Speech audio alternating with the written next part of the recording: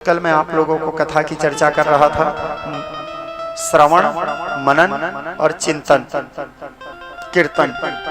सूत जी महाराज से शौनक आदि के ऋषि प्रश्न किए थे, कहाँ? तीर्थराज प्रयाग में। तो तीर्थराज प्रयाग में श्रवण मनन चिंतन के बारे में सूत जी शौनक आदि के ऋषियों को बताते हुए 6 कुलों के ऋषि और ब्रह्मा जी के संवाद को बताएं, नंदी और सनत कुमार के संवाद को बताएं, व्यास जी और सनत कुमार के संवाद को बताएं। कौन? सूत जी महाराज शौनक आदि के ऋषियों को। कथा चल रहा है तीर्थराज प्रयाग में।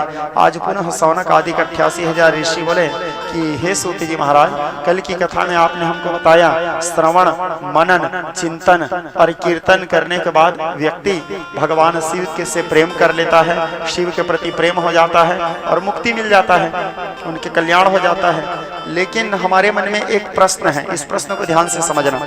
शौनक आदि के ऋषि बोले हमारे मन में एक और प्रश्न है, जो व्यक्ति श्रवण नहीं कर सकता, जो व्यक्ति मनन नहीं कर सकता, जो व्यक्ति चिंतन नहीं कर सकता और जो व्यक्ति कीर्तन नहीं कर सकता, वो कैसे करेगा? फिर शिव को पाने के लिए या शिव से प्रेम करने के लिए तो श्रवण मनन चिंतन और कीर्तन बताया गया है शिव पुराण में। तो जो श्रवण मनन चिंतन और कीर्तन नहीं कर सकते, उनके लिए फिर क्या विधान है? आज का प्रश्न शिव महापुराण में शौनक आदि के ऋषि किए। क्योंकि जैसे यदि कोई व्यक्ति बहरा है, कान सुनाई नहीं दे रहा है, तो वो श्रवण कहाँ कर पाएगा? तो वो कैसे करेगा फिर मुक्ति पाने के लिए? मनन, कई लोग बुद्धि से भी थोड़े विकृत रहते हैं, थोड़ा दिमाग डिस्टर्ब रहता है कई लोगों का। तो जो जिसके पास बुद्धि थोड़ा कम है, जो मनन चिंतन करने की क्षमता नहीं रखता, वो कैसे करेंगे फिर? और जिसके पास बुद्धि नहीं है, वो चिंतन भी नहीं कर पाएगा, ना मनन भी नहीं कर पाएगा। दूसरा कीर्तन, जिसकी बुद्धि भी विकृत है। दूसरा जो गूंगा है, कई लोग गूंगा रहते हैं, बोल नहीं पाते, तो वो कैसे कीर्तन करेगा, कैसे भजन करेगा? तो ऐसे व्यक्ति लोगों के उद्धार का क्या उपाय है फिर? जो श्रवण भी नहीं कर सकते, जो मनन भी नहीं कर सकते, जो चिंतन भी नहीं कर सकते, तो वो व्यक्ति कैसे मुक्ति पा सकते हैं, या उनका कल्याण कैसे होगा, या वो जीव शिव से कैसे मिल सकते हैं? इसके बारे में कुछ विचार बताइए। तो सूत जी महाराज शौनक आदि के ऋषियों से कहे, ऋषियों इस प्रश्न को नंदी जी से सनत कुमार भी किए थे कि हे नंदी जी, जब कल मैं बताया था ना सनत कुमार और नंदी संवाद, तो सनत कुमार इसी प्रश्न को नंदी जी से पूछे थे। तो नंदी जी बताए थे सनत कुमार को, ऐसे सूत जी बता रहे हैं शौनक आदि के ऋषियों को, कि जो मनन नहीं कर सकते, जो चिंतन नहीं कर सकते, जो कीर्तन नहीं कर सकते, उस व्यक्ति को क्या करना चाहिए? शिवलिंग की आराधना करना चाहिए, शिवलिंग की पूजा करना चाहिए। अपने यथाशक्ति जो हो सके शिव जी की आराधना करना चाहिए, शिव जी की पूजा करना चाहिए। तो शिव जी के पूजा करने से भी वो व्यक्ति के तरण तारण हो जाता है। शिवलिंग के पूजा का विशेष महत्व माना गया है, जिसको पार्थिव पूजा कहा जाता है। पार्थिव पूजा आप कोई भी रूप से कर सकते हो, जैसे पाषाण से बने हुए शिवलिंग का भी आप पार्थिव पूजन कर सकते हो, पत्थर से जो बने रहते हैं, या फिर पारद शिवलिंग का भी विशेष महत्व माना गया है। पारद के शिवलिंग से भी आप अभिषेक कर सकते हो, शिव जी का पूजा कर सकते हो। चांदी के बने शिवलिंग से भी आप शिव जी का पूजा कर सकते हो। सुवर्ण से बने शिवलिंग से भी आप शिव जी का पूजा कर सकते हो। आटे से बने, आटा गूंथ करके आटा से बनाए शिवलिंग से भी आप शिव जी का पूजा कर सकते हो। या पार्थिव पूजन का विशेष महत्व है, अर्थात मिट्टी से निर्मित, मिट्टी में कुम्हार घर से मिट्टी ले आए, पवित्र मिट्टी जिसको बोलते हैं, और उसमें गंगा जी के जल मिलाएं, गंगा नदी के रेत मिलाएं। शिवलिंग कैसे निर्माण किया जाता है? गंगा जी के जल मिलाएं, गंगा जी के रेत मिलाएं, और भीमोरा का मिट्टी, जहाँ पे नाग का भीमोरा होता है वहां की मिट्टी, बेल पेड़ के नीचे का मिट्टी, समी वृक्ष के नीचे का मिट्टी और बड़ वृक्ष के नीचे का मिट्टी, इसको मिला करके उसको फिर सान करके नर्मदा जी के जल से शिव जी के लिंग का निर्माण करना चाहिए, पार्थिव, जो यहाँ रोज होता है दोनों टाइम। अभी थोड़ी देर बाद हमारे यहाँ यज्ञशाला में शिव जी के महारुद्राभिषेक शुरू होगा, क्योंकि त्रिकाल पूजा होता है यहाँ महादेव का। थोड़ी देर बाद भगवान महादेव का पूजा शुरू होगा, भगवान महादेव का यहाँ रुद्राभिषेक होगा। मध्याह्न काल जो पूजा होगी वो, और शाम को फिर तो यजमान करते हैं। मध्याह्न काल वहाँ सभी यज्ञ रक्षक सेवक गण लोग भगवान महादेव का पूजन करते हैं। तो जो शिवलिंग निर्माण होता है, तो शिवलिंग पार्थिव बना करके उसका भी पूजन किया जा सकता है। या यदि आपके पास वो उपलब्ध नहीं है तो फलों से भी शिवलिंग बना करके उसका आप पूजन कर सकते हैं, जिसको फलेश्वर महादेव कहते हैं, जो आपको फल देने वाला होता है। जैसे कैसे फल से बनाएं, जैसे 2 केला को आप ऐसे रख दिए तो 2 केला को ऐसे रखोगे तो स्वाभाविक है शक्ति का रूप ले लेगा। ऊपर में एक सेव फल रख दिए, बन गया शिवलिंग, फलेश्वर महादेव। या मस्त सेव फल को चारों ओर से सजा लिए, शक्ति बना लिए, ऊपर में एक एनानस को रख दिए, बन गया शिवलिंग।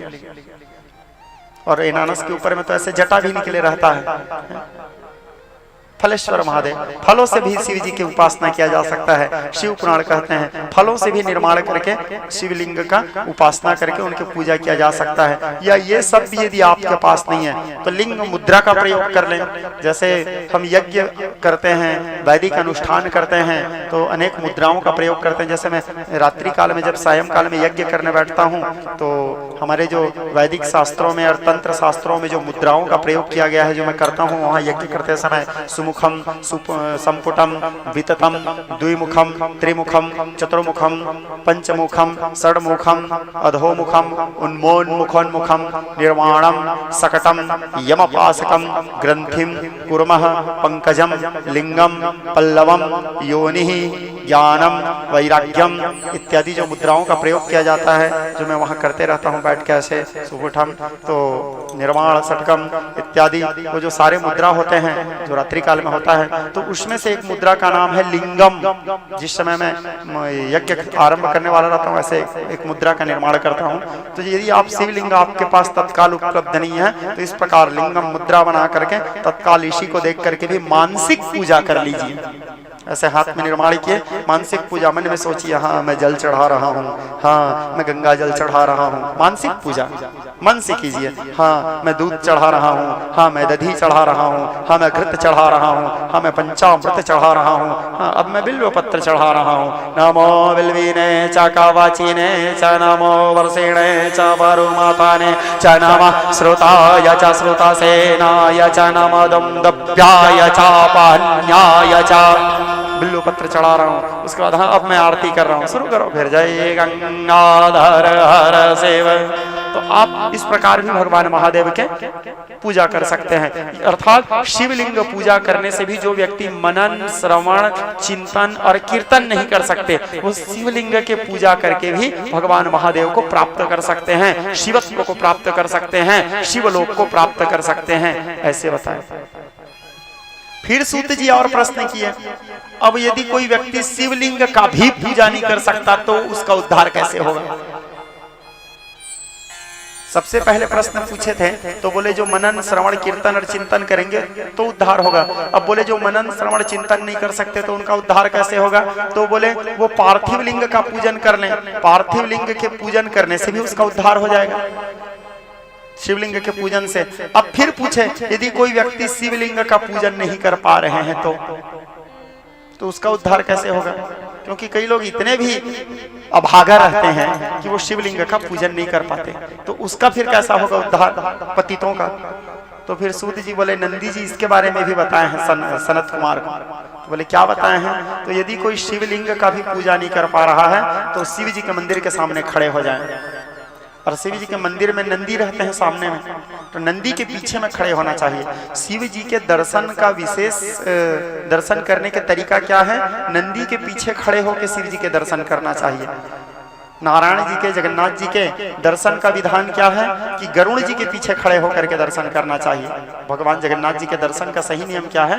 गरुड़ जी के पीछे खड़े होकर के उनके दर्शन करना चाहिए। और भगवान शिव जी के दर्शन का सही नियम क्या है? नंदी के पीछे खड़े होकर के, नंदी के सींग के बीच से भगवान महादेव को देखना चाहिए। वो शिव जी के सही वैदिक दर्शन विधान है।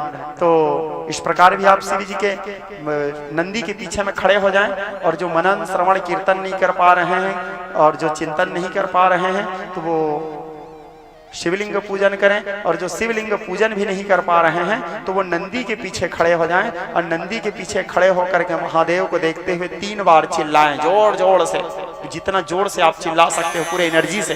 क्या चिल्लाएं? महादेव महादेव महादेव। 3 बार इस प्रकार यदि हम बुला लेते हैं। तो शिव महापुराण विद्वेश्वर संहिता का श्लोक कहता है, महादेव महादेव महादेवेति यो वदेत् एकेन शंभो कृतः स्यात् द्वाभ्याम शंभोरणी भवेत्। एक बार महादेव चिल्लाने मात्र से शिव जी प्रसन्न हो जाते हैं, और जब हम दोबारा चिल्लाते हैं महादेव, तो शिव जी अपने आप को ऋणी समझने लगते हैं। बोले तो मेरे को संतुष्ट कर दिया, अब मैं इसको क्या दूं, मैं इसके ऋण में दब गया हूं, ये सोचते हैं महादेव।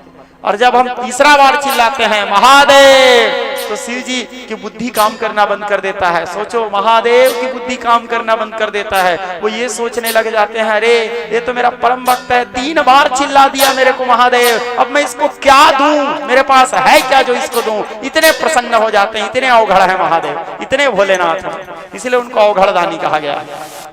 महादेव महादेव महादेवेति यो वदेत् एकेन शंभो कृतः स्यात् द्वाभ्याम शंभोरणी भवेत्। तो जो पूजन कीर्तन मनन चिंतन शिवलिंग पूजन भी नहीं कर सकते, वो नंदी के पीछे खड़े होकर के 3 बार बस चिल्ला दे। चिल्लाइए आप, ठीक है। महादेव महादेव महादेव, बोलिए शंकर भगवान के जय। तो जो 3 बार भी भगवान महादेव के स्मरण करते हैं, भगवान महादेव क्या है, बहुत भोले हैं, भोलेनाथ कहा जाता है, अवघड़दानी है। और शिव जी के पूजा के लिए कोई विशेष विधान भी नहीं बताए गए हैं। आपको पूजा करने के लिए कोई ज्यादा सामग्री नहीं मिल रहा है। यज्ञ अनुष्ठान आदि वैदिक कार्य कर रहे हो तब तो खैर आपको सामग्री लगेगा ही, लेकिन यदि सहजता से आप अपने घर में शिव जी की पूजा कर रहे हैं और मना रहे हैं, तो क्या करना है, शिव जी की पूजा के लिए कोई ज्यादा लंबा चौड़ा प्रोसीजर नहीं है। 4 दाना चावल चढ़ा दिए, खड़ा चावल। शिव जी में खड़ा चावल चढ़ाने का विशेष महत्व है। कभी भी जब हम शिव जी में चावल चढ़ाएं तो कोशिश करें चावल छांट लें और खड़ा, या तो चावल मार्केट में मिलता है खरीद लें जो खड़ा खड़ा लंबा लंबा रहता है। और पीला चावल नहीं चढ़ाना चाहिए, सफेद चावल चढ़ाना चाहिए, क्योंकि शिव वैरागी हैं। हाँ, यदि अंबिका के साथ हम शिव जी के पूजा कर रहे हैं, जगदम्बा के साथ, जैसे यहाँ जो मूर्ति स्थापित है भगवान महादेव के, उनके पूजा कर रहे हैं, तो फिर हम पीला चावल चढ़ाएं, क्योंकि फिर शिव जी प्रेमी शिव हैं।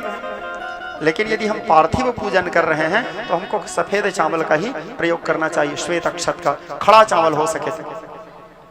खड़ा चावल तो 4 दाना, वो भी ज्यादा भी नहीं, 4 दाना चावल चढ़ा दो, और उसके बाद 1 बेलपत्र चढ़ा दो, 1 धतूरा का फूल चढ़ा दो, और गाल बजा दो 2-4 बार, हर हर हर हर हर हर हर हर बम बम बम बम बम बम बम बम, और चिल्ला दो 3 बार, महादेव महादेव महादेव। हो गया शिव पूजा। प्रकार भगवान महादेव के आराधना के विधान को भी शिव महापुराण में सूत जी शौनक आदि ऋषियों को सुनाए। फिर सूत जी महाराज से शौनक आदि ऋषि अगला प्रश्न किए, बोले कि हे सूत जी महाराज, अब हमको आप कृपा करके ये बताइए कि शिव जी को पाने का साधन क्या है। शिव जी को पाने का साधन क्या है, और शिव जी को पाने वाला साधक को कैसे होना चाहिए। साधक जो होते हैं, जो साधना करते हैं, वो साधक को कैसे होना चाहिए। तो साधक, साधना और साधन, उसको पाने का साधन भी बताइए हमको कृपा करके, और साध्य स्वरूप का वर्णन कीजिए। साधक, साधना, साधन और साध्य स्वरूप। उसको सबसे पहले हमको ये बताइए कि शिव जी को पाने वाले साधक को कैसे होना चाहिए। साधक किस प्रकार हो, जो शिव जी के साधना कर रहे हैं, जो शिव जी की उपासना कर रहे हैं। तो श्री सूत जी महाराज कहे, थोड़े से इको को कम करो। श्री सूत जी महाराज कहे कि हे शौनकादि ऋषियों, सबसे पहले तो शिव की उपासना करने वाले साधक को निष्काम होना चाहिए। निष्काम भाव से शिव जी की उपासना करने वाले साधक भगवान महादेव को अत्यंत प्रिय हैं। देखो, भक्ति कितने प्रकार से होता है, 2 प्रकार से होता है, एक सकाम और एक निष्काम।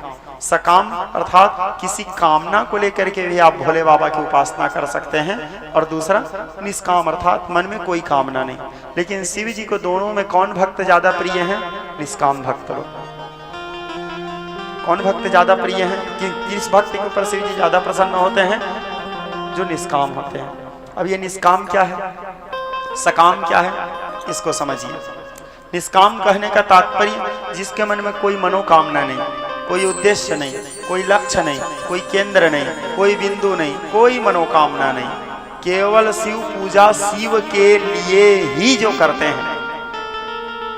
जो अपने व्यक्तिगत स्वार्थ के लिए जो शिव पूजा नहीं करते कि नहीं मेरे बेटी का विवाह हो जाए तो मैं दीप दान करूंगा, मेरे बेटा का नौकरी लग जाए तो हम 1 लोटा जल चढ़ाएंगे या हम बेलपत्ता चढ़ाएंगे। आजकल सब लोग अपने अपने कई प्रकार के मनोकामनाओं को लेकर के शिव जी की पूजा करते हैं। बोले मेरा ये काम बन जाए, कर्जा मुक्त हो गए तो 1 लोटा जल चढ़ा रहे हैं, बेलपत्ता चढ़ा रहे हैं, तो मेरे बेटी का ब्याह लग जाए, मेरे बेटा का नौकरी लग जाए, मैं रोग मुक्त हो जाऊं तो मेरे ये काम बन जाए, मेरा वो काम बन जाए, मेरा ये मनोकामना हो जाए, मेरा वो मनोकामना पूरा हो जाए, तो मेरा ये बिजनेस डील ठीक हो जाए, मेरा ये ठेका मेरे को मिल जाए। हर प्रकार के कामना को लेकर के शिव जी की पूजा करते हैं। ऐसे भक्त लोग शिव जी को पसंद नहीं है।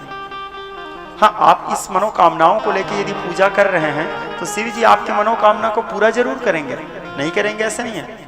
क्योंकि शिव जी को यदि कोई भी कामना लेकर के हम उपासना कर रहे हैं तो उस मनोकामना को शिव जी पूरा जरूर करेंगे, लेकिन शिव नहीं मिलेंगे, लेकिन शिव नहीं मिलेंगे। आपकी मनोकामना आपको दे देंगे, जो चाह रहे वो दे देंगे, लेकिन शिव नहीं मिलेंगे। शिव केवल उनको मिलते हैं जिसके मन में कोई कामना नहीं, जो केवल शिव के लिए ही शिव का पूजा करते हैं। अर्थात देखो, प्रेम में स्वार्थ नहीं होना चाहिए। अस्वार्थ होगा तो वो प्रेम नहीं कहलाएगा, वो मोह है। प्रेम में लेने की भाव नहीं होना चाहिए, प्रेम में देने की भाव होना चाहिए। प्रेम निज सुख सुखित्वम का चीज नहीं है। प्रेम क्या है? त्वत् सुख सुखित्वम की वस्तु है। यानी अपने आप यदि शिव जी की पूजा कर रहे हो, आराधना कर रहे हो, उपासना कर रहे हो, ये साधक स्वरूप का वर्णन कर रहे हैं सूत जी, तो आपके अंदर ये भाव नहीं होना चाहिए कि शिव जी मेरे मनोकामना पूरा करेंगे। दूसरा, आपके अंदर ये भावना भी नहीं होना चाहिए कि शिव जी इसके बदले मेरे से प्रेम करेंगे।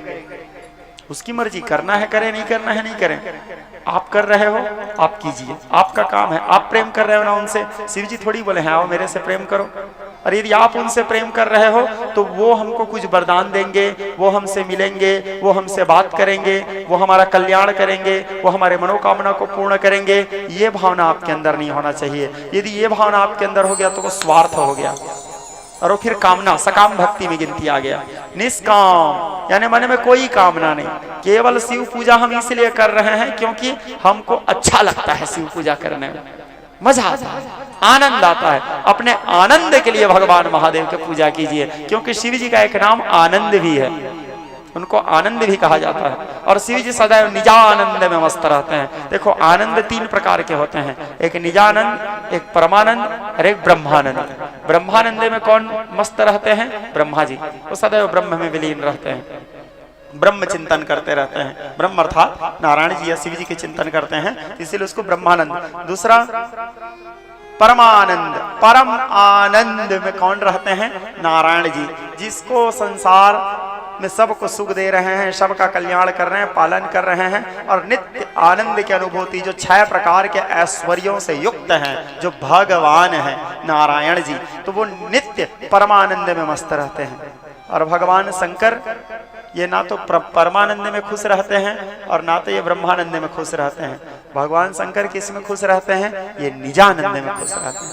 ये ना तो ब्रह्मा का चिंतन करते हैं, ना तो विष्णु का चिंतन करते हैं, ये अपने आप का चिंतन करते रहते हैं। ओहो मैं कितना स्मार्ट हूँ, ओहो मैं कितना अच्छा दिख रहा हूँ, ओहो मैं कैसा दिख रहा हूँ, ओहो, और अपने आप के बारे में सोचते हैं निजानंद, क्योंकि उनके अतिरिक्त वो किसी और के बारे में नहीं सोचते। शिव जी निज सुख, वो अपने आप के बारे में देखते रहते हैं, वो अपने आप का अनुभव करते रहते हैं। ब्रह्म का स्वरूप वह ब्रह्म ही तो स्वप्न था कि ब्रह्म के ही साधना में ब्रह्म योग मग्न था। वो अपने आप की उपासना करते हैं, अपने आप की आराधना करते हैं, अपने आप में लीन रहते हैं। तो निजानंद, वो सदैव अपने आप में मस्त रहते हैं, तो निज आनंद में ही वो प्रसन्न रहते हैं। शिव जी निजानंद, नारायण जी परमानंद, ब्रह्मा जी ब्रह्मानंद। अब इसके व्याख्या देवी भागवत में भी किया गया है विस्तार ढंग से।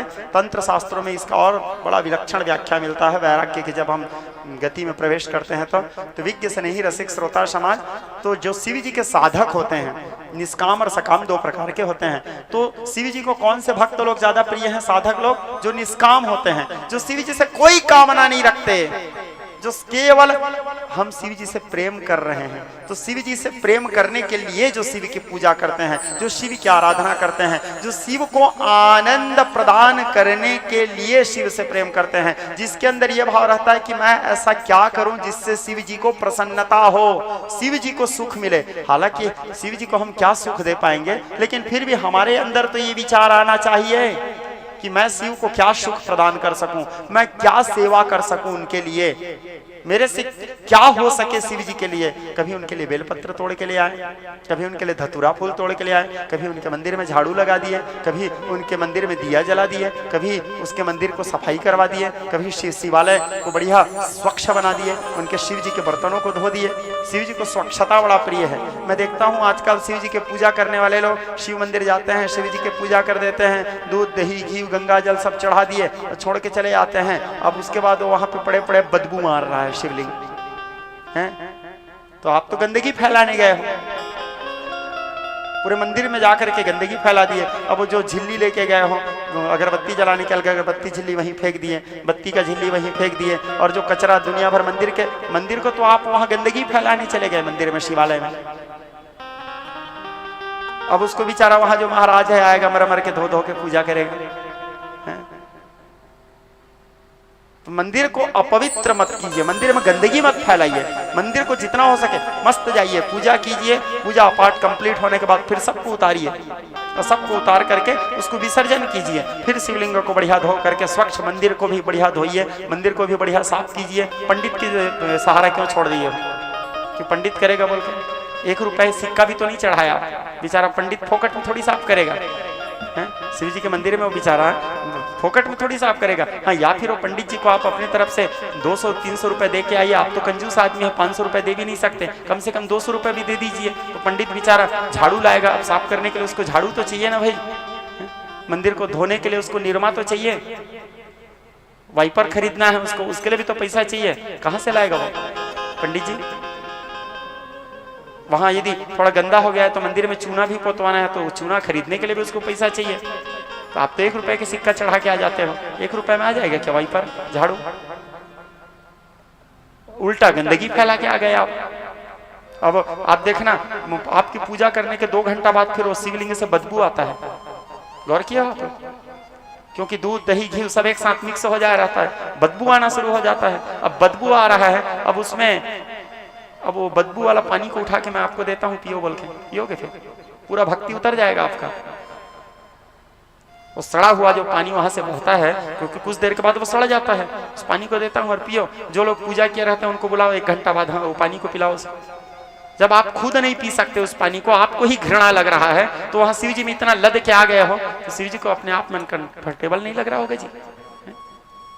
तो पूजा कीजिए आप शिव जी का बड़े श्रद्धा से, दूध दही घी गंगा जल सब चढ़ाइए, बढ़िया श्रृंगार कीजिए, इत्मीनान से बैठ करके मस्त आनंद के साथ पूजा कीजिए। पूजा कंप्लीट होने के बाद मस्त शिवलिंग को फिर से सफाई कर दीजिए, मस्त शिवलिंगों का सफाई कीजिए, उसके चारों तरफ सफाई कीजिए, और वहां जो भी दूध दही गंगा जल घी चढ़ाया हो, पत्र पुष्प आदि चढ़ाया हो, वो सब को ले जाकर के जल में प्रवाहित कीजिए।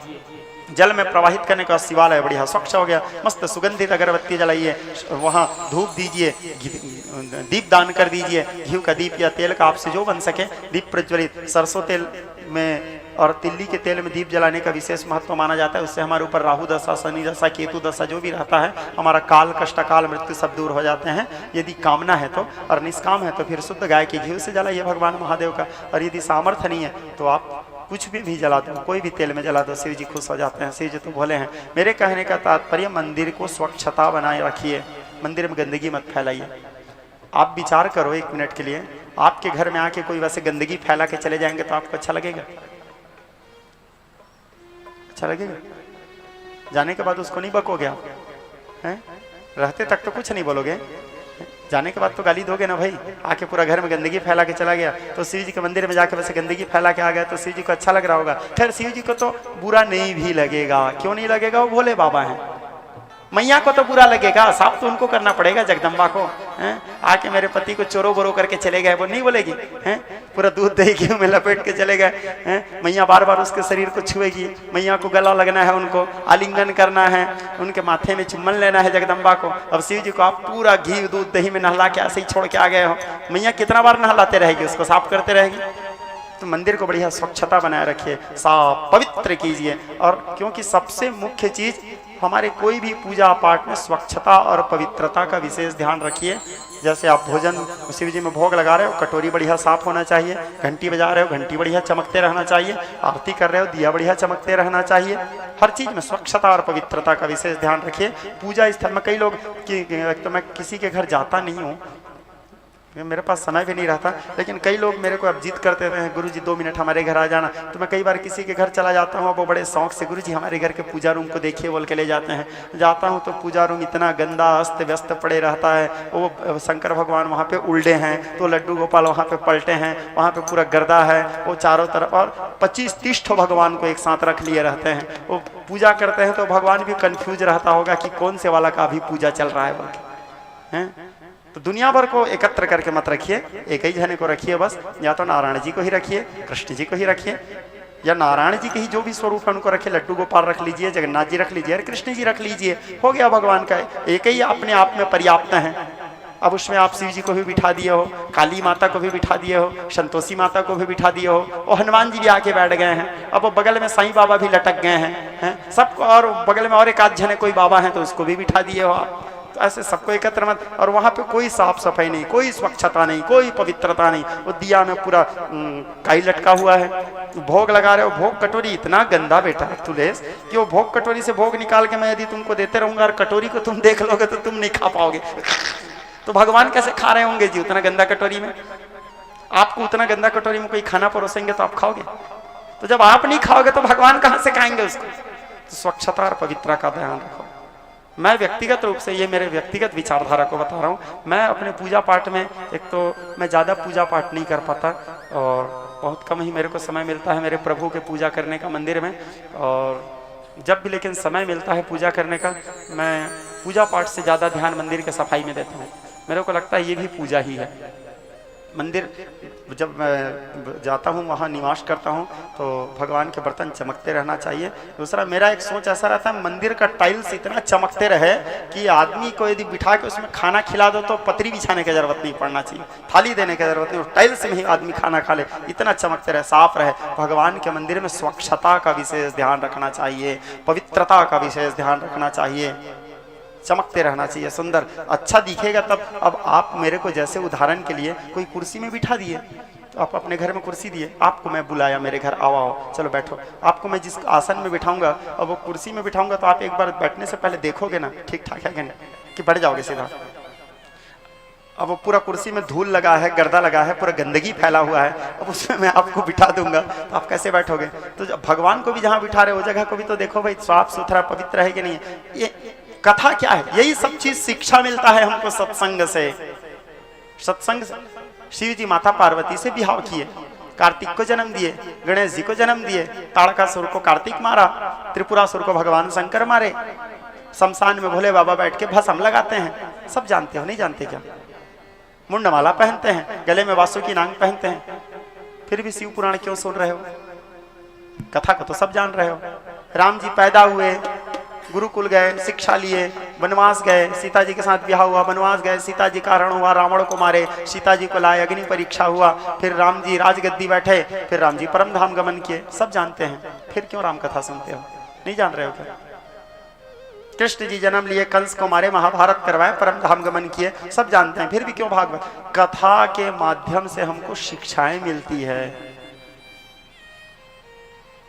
ये सब हम सत्संग में ये सब हमको शिक्षा मिलता है कि कैसे जीवन जीना चाहिए, कैसे उपासना करना चाहिए, कैसे आराधना करना चाहिए। तो जब हम भगवान की उपासना करें, आराधना करें, सबसे पहले स्वच्छता और पवित्रता का ध्यान रखें कि आप पूजा कर रहे हो उस स्थान कैसा है, आरती कर रहे हो तो सब चीज श्रृंगार कर रहे हो तो भगवान के कपड़ा भी वैसे। आप जब गंदा कपड़ा नहीं पहन सकते तो भगवान को काहे गंदा कपड़ा पहना रहे हो? अपने हर चीज को पहले अपने आप के ऊपर कंपेयर कीजिए, क्या इस कटोरी में मैं भोग खाना खा सकता हूँ? नहीं खा सकते तो भगवान को मत खिलाइए। भगवान को कपड़ा पहना रहे हो, क्या ऐसे सड़ा कपड़ा मैं पहन सकता हूँ? नहीं पहन सकते तो भगवान को मत पहनाइए। ठीक बोल रहा हूँ सर? भोग भी लगा रहे हो भगवान में तो कुछ भी मत लगा दीजिए। आप पहले देखो है इसको मैं खा सकता हूँ क्या? नहीं खा सकता तो भगवान को मत लगाइए।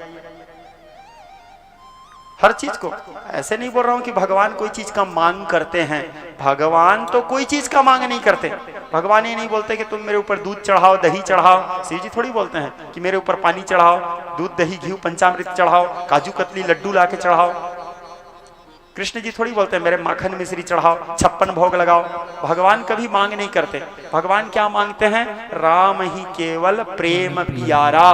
भगवान केवल प्रेम का मांग करते हैं, प्रेम बस दो मेरे को। और ये सब हम क्यों करते हैं? अपने खुशी के लिए करते हैं कि हमको अच्छा लगता है भगवान में काजू कतली चढ़ाने में, हमको अच्छा लगता है भगवान को कपड़ा पहनाने में, हमको अच्छा लगता है उनको माला पहनाने में, हमको अच्छा लगता है उनके लिए कुछ करने में। तो जब हम अपने खुशी से कर रहे हैं अच्छे से करो ना जी। काम चलो करना है तो मत करो, प्रेम ही बस दो। आप तो प्रेम भी नहीं दे सकते भगवान को। देते हो प्रेम भगवान को? नहीं देते। अपने पत्नी को दे देते हो, बच्चे को दे देते हो, परिवार को दे देते हो, संसार को दे देते हो, समाज को दे देते हो, इसीलिए तो दुखी रहते हो। जिस प्रेम पे ईश्वर का अधिकार है, ईश्वर को छोड़ के उस प्रेम को संसार को बांट रहे हो। और जो चीज भगवान को नहीं चाहिए, नारियल चढ़ा दिए, केला चढ़ा दिए, सेव फल सब चढ़ा दिए, प्रेम बस नहीं चढ़ाते भगवान को। उसको पत्नी बच्चे परिवार को चढ़ा देते हैं। जबकि राम ही केवल प्रेम प्यारा। प्रेमा तुष्यति केवलम नचर भक्तिर्गुणैर प्रेमाधवा। भगवान को चाहिए केवल प्रेम। शुद्ध अंतःकरण से भगवान को प्रेम प्रदान कीजिए। कृष्ण जी गीता में कहते हैं पत्रम पुष्पम फलम तोयम यन्मा भक्ति प्रक्षति। जो पत्र से, पुष्प से, फूल से, फल से मेरा पूजा करता है, और यदि ये सब भी नहीं दे पा रहे हो तो मेरे लिए एक कतरा आंसू का बूंद बहा दो बस। पत्र नहीं चढ़ा रहे हो, फूल नहीं चढ़ा रहे हो, दूबी चावल कुछ नहीं चढ़ा रहे, कोई बात नहीं, मेरे लिए बस एक बूंद आंसू बहा दो, उसमें भी मैं संतुष्ट हो जाता हूँ, उसमें भी मैं प्रसन्न हो जाता हूँ। बस शुद्ध अंतःकरण से मेरे को प्रेम दे दो। प्रेमा तुष्यति केवलम नचर भक्तिर्गुणैर प्रेमाधवा। कहने का तात्पर्य है सबसे पहले स्वच्छता, पवित्रता, सफाई, इन सब चीज़ों को ध्यान दीजिए। पूजा आराधना कर रहे हैं तो हमारे कारण हम किसी भी देवालय में अपवित्रता न फैलाएं, उस स्थान को हम अपवित्र न करें। और जितना हो सके, हमसे हो सके, कभी शौक से जाओ ना जी। कोई जरूरी नहीं है कि आप मंदिर में पूजा करने ही जाओ, कभी शौक से मंदिर झाड़ू लगाने के लिए भी चले जाओ, कभी शौक से मंदिर में पोछा लगाने के लिए भी चले जाओ, कभी शौक से जाओ पंडित जी को बोलो पंडित जी मंदिर के सब बर्तन दीजिए ना, मैं मंदिर के बर्तनों को थोड़ा साफ कर लेता हूँ। अब मस्त बैठ करके मंदिर के सभी बर्तनों को साफ कीजिए, ये भी पूजा है। हम ईश्वर के लिए कुछ भी करें, परमात्मा के निमित्त अर्थ उनके लिए कर रहे हैं, वो सब पूजा में सम्मिलित है। कोई चंदन लगाना, फूल चढ़ाना, दूबी चढ़ाना, यही पूजा में ही नहीं है। मंदिर में झाड़ू लगाना ये भी पूजा है। कभी जाकर के मंदिर के सामने गोबर लिप दीजिए, दीपदान कीजिए। यानी भगवान के देवालय के प्रति समर्पण होना चाहिए, सम्मान होना चाहिए, चाहे शिव जी का हो, राम जी का हो, कृष्ण जी का हो। कभी मंदिर में कोई जरूरी नहीं कि मंदिर में आप नारियल ही चढ़ाओ, कभी किसी मंदिर में जाकर के एक झाड़ू भी चढ़ा दो। मंदिर में झाड़ू लगाने काम आएगा नहीं, वाइपर चढ़ा दीजिए, पोछा चढ़ा दीजिए, एक पैकेट निरमा लेके चढ़ा दीजिए, मंदिर धोने में काम आएगा। पंडित जी को कम से कम कुछ राहत तो मिल जाएगा वहाँ सफाई करने में। ये सब चीज भी भगवान में समर्पित, मंदिर में ही तो लगेगा, वो मंदिर के ही तो उपयोग आएगा। मस्त लेकर के 1 किलो घी चढ़ा दीजिए मंदिर में, 2 टाइम कम से कम दिया जलाने के काम आएगा। मंदिर में आपके द्वारा दिए गए घी से दिया जल रहा है, मतलब दिया तो आप ही के नाम से ही जलेगा ना भाई। आप अपने हाथ से जलाओगे तो थोड़ी अलग होगा।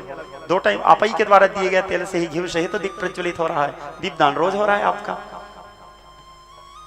तो जो साधक, भगवान महादेव के जो साधक होते हैं, सबसे पहले उनको निष्काम होना चाहिए। निष्काम साधक लोग भगवान महादेव को अत्यंत प्रिय हैं। सकाम उपासना करोगे तो भी शिव जी आपके मनोकामना पूरा करेंगे। आप जो भी इच्छा है, पति मिल जाए तो मिल जाएगा आपको, बिहाव जल्दी लग जाए तो भी लग जाएगा आपका, नौकरी लग जाए तो भी। भोले बाबा तो अवघड़ दानी है, उसके मूड कुछ भी कर सकते हैं भोले बाबा।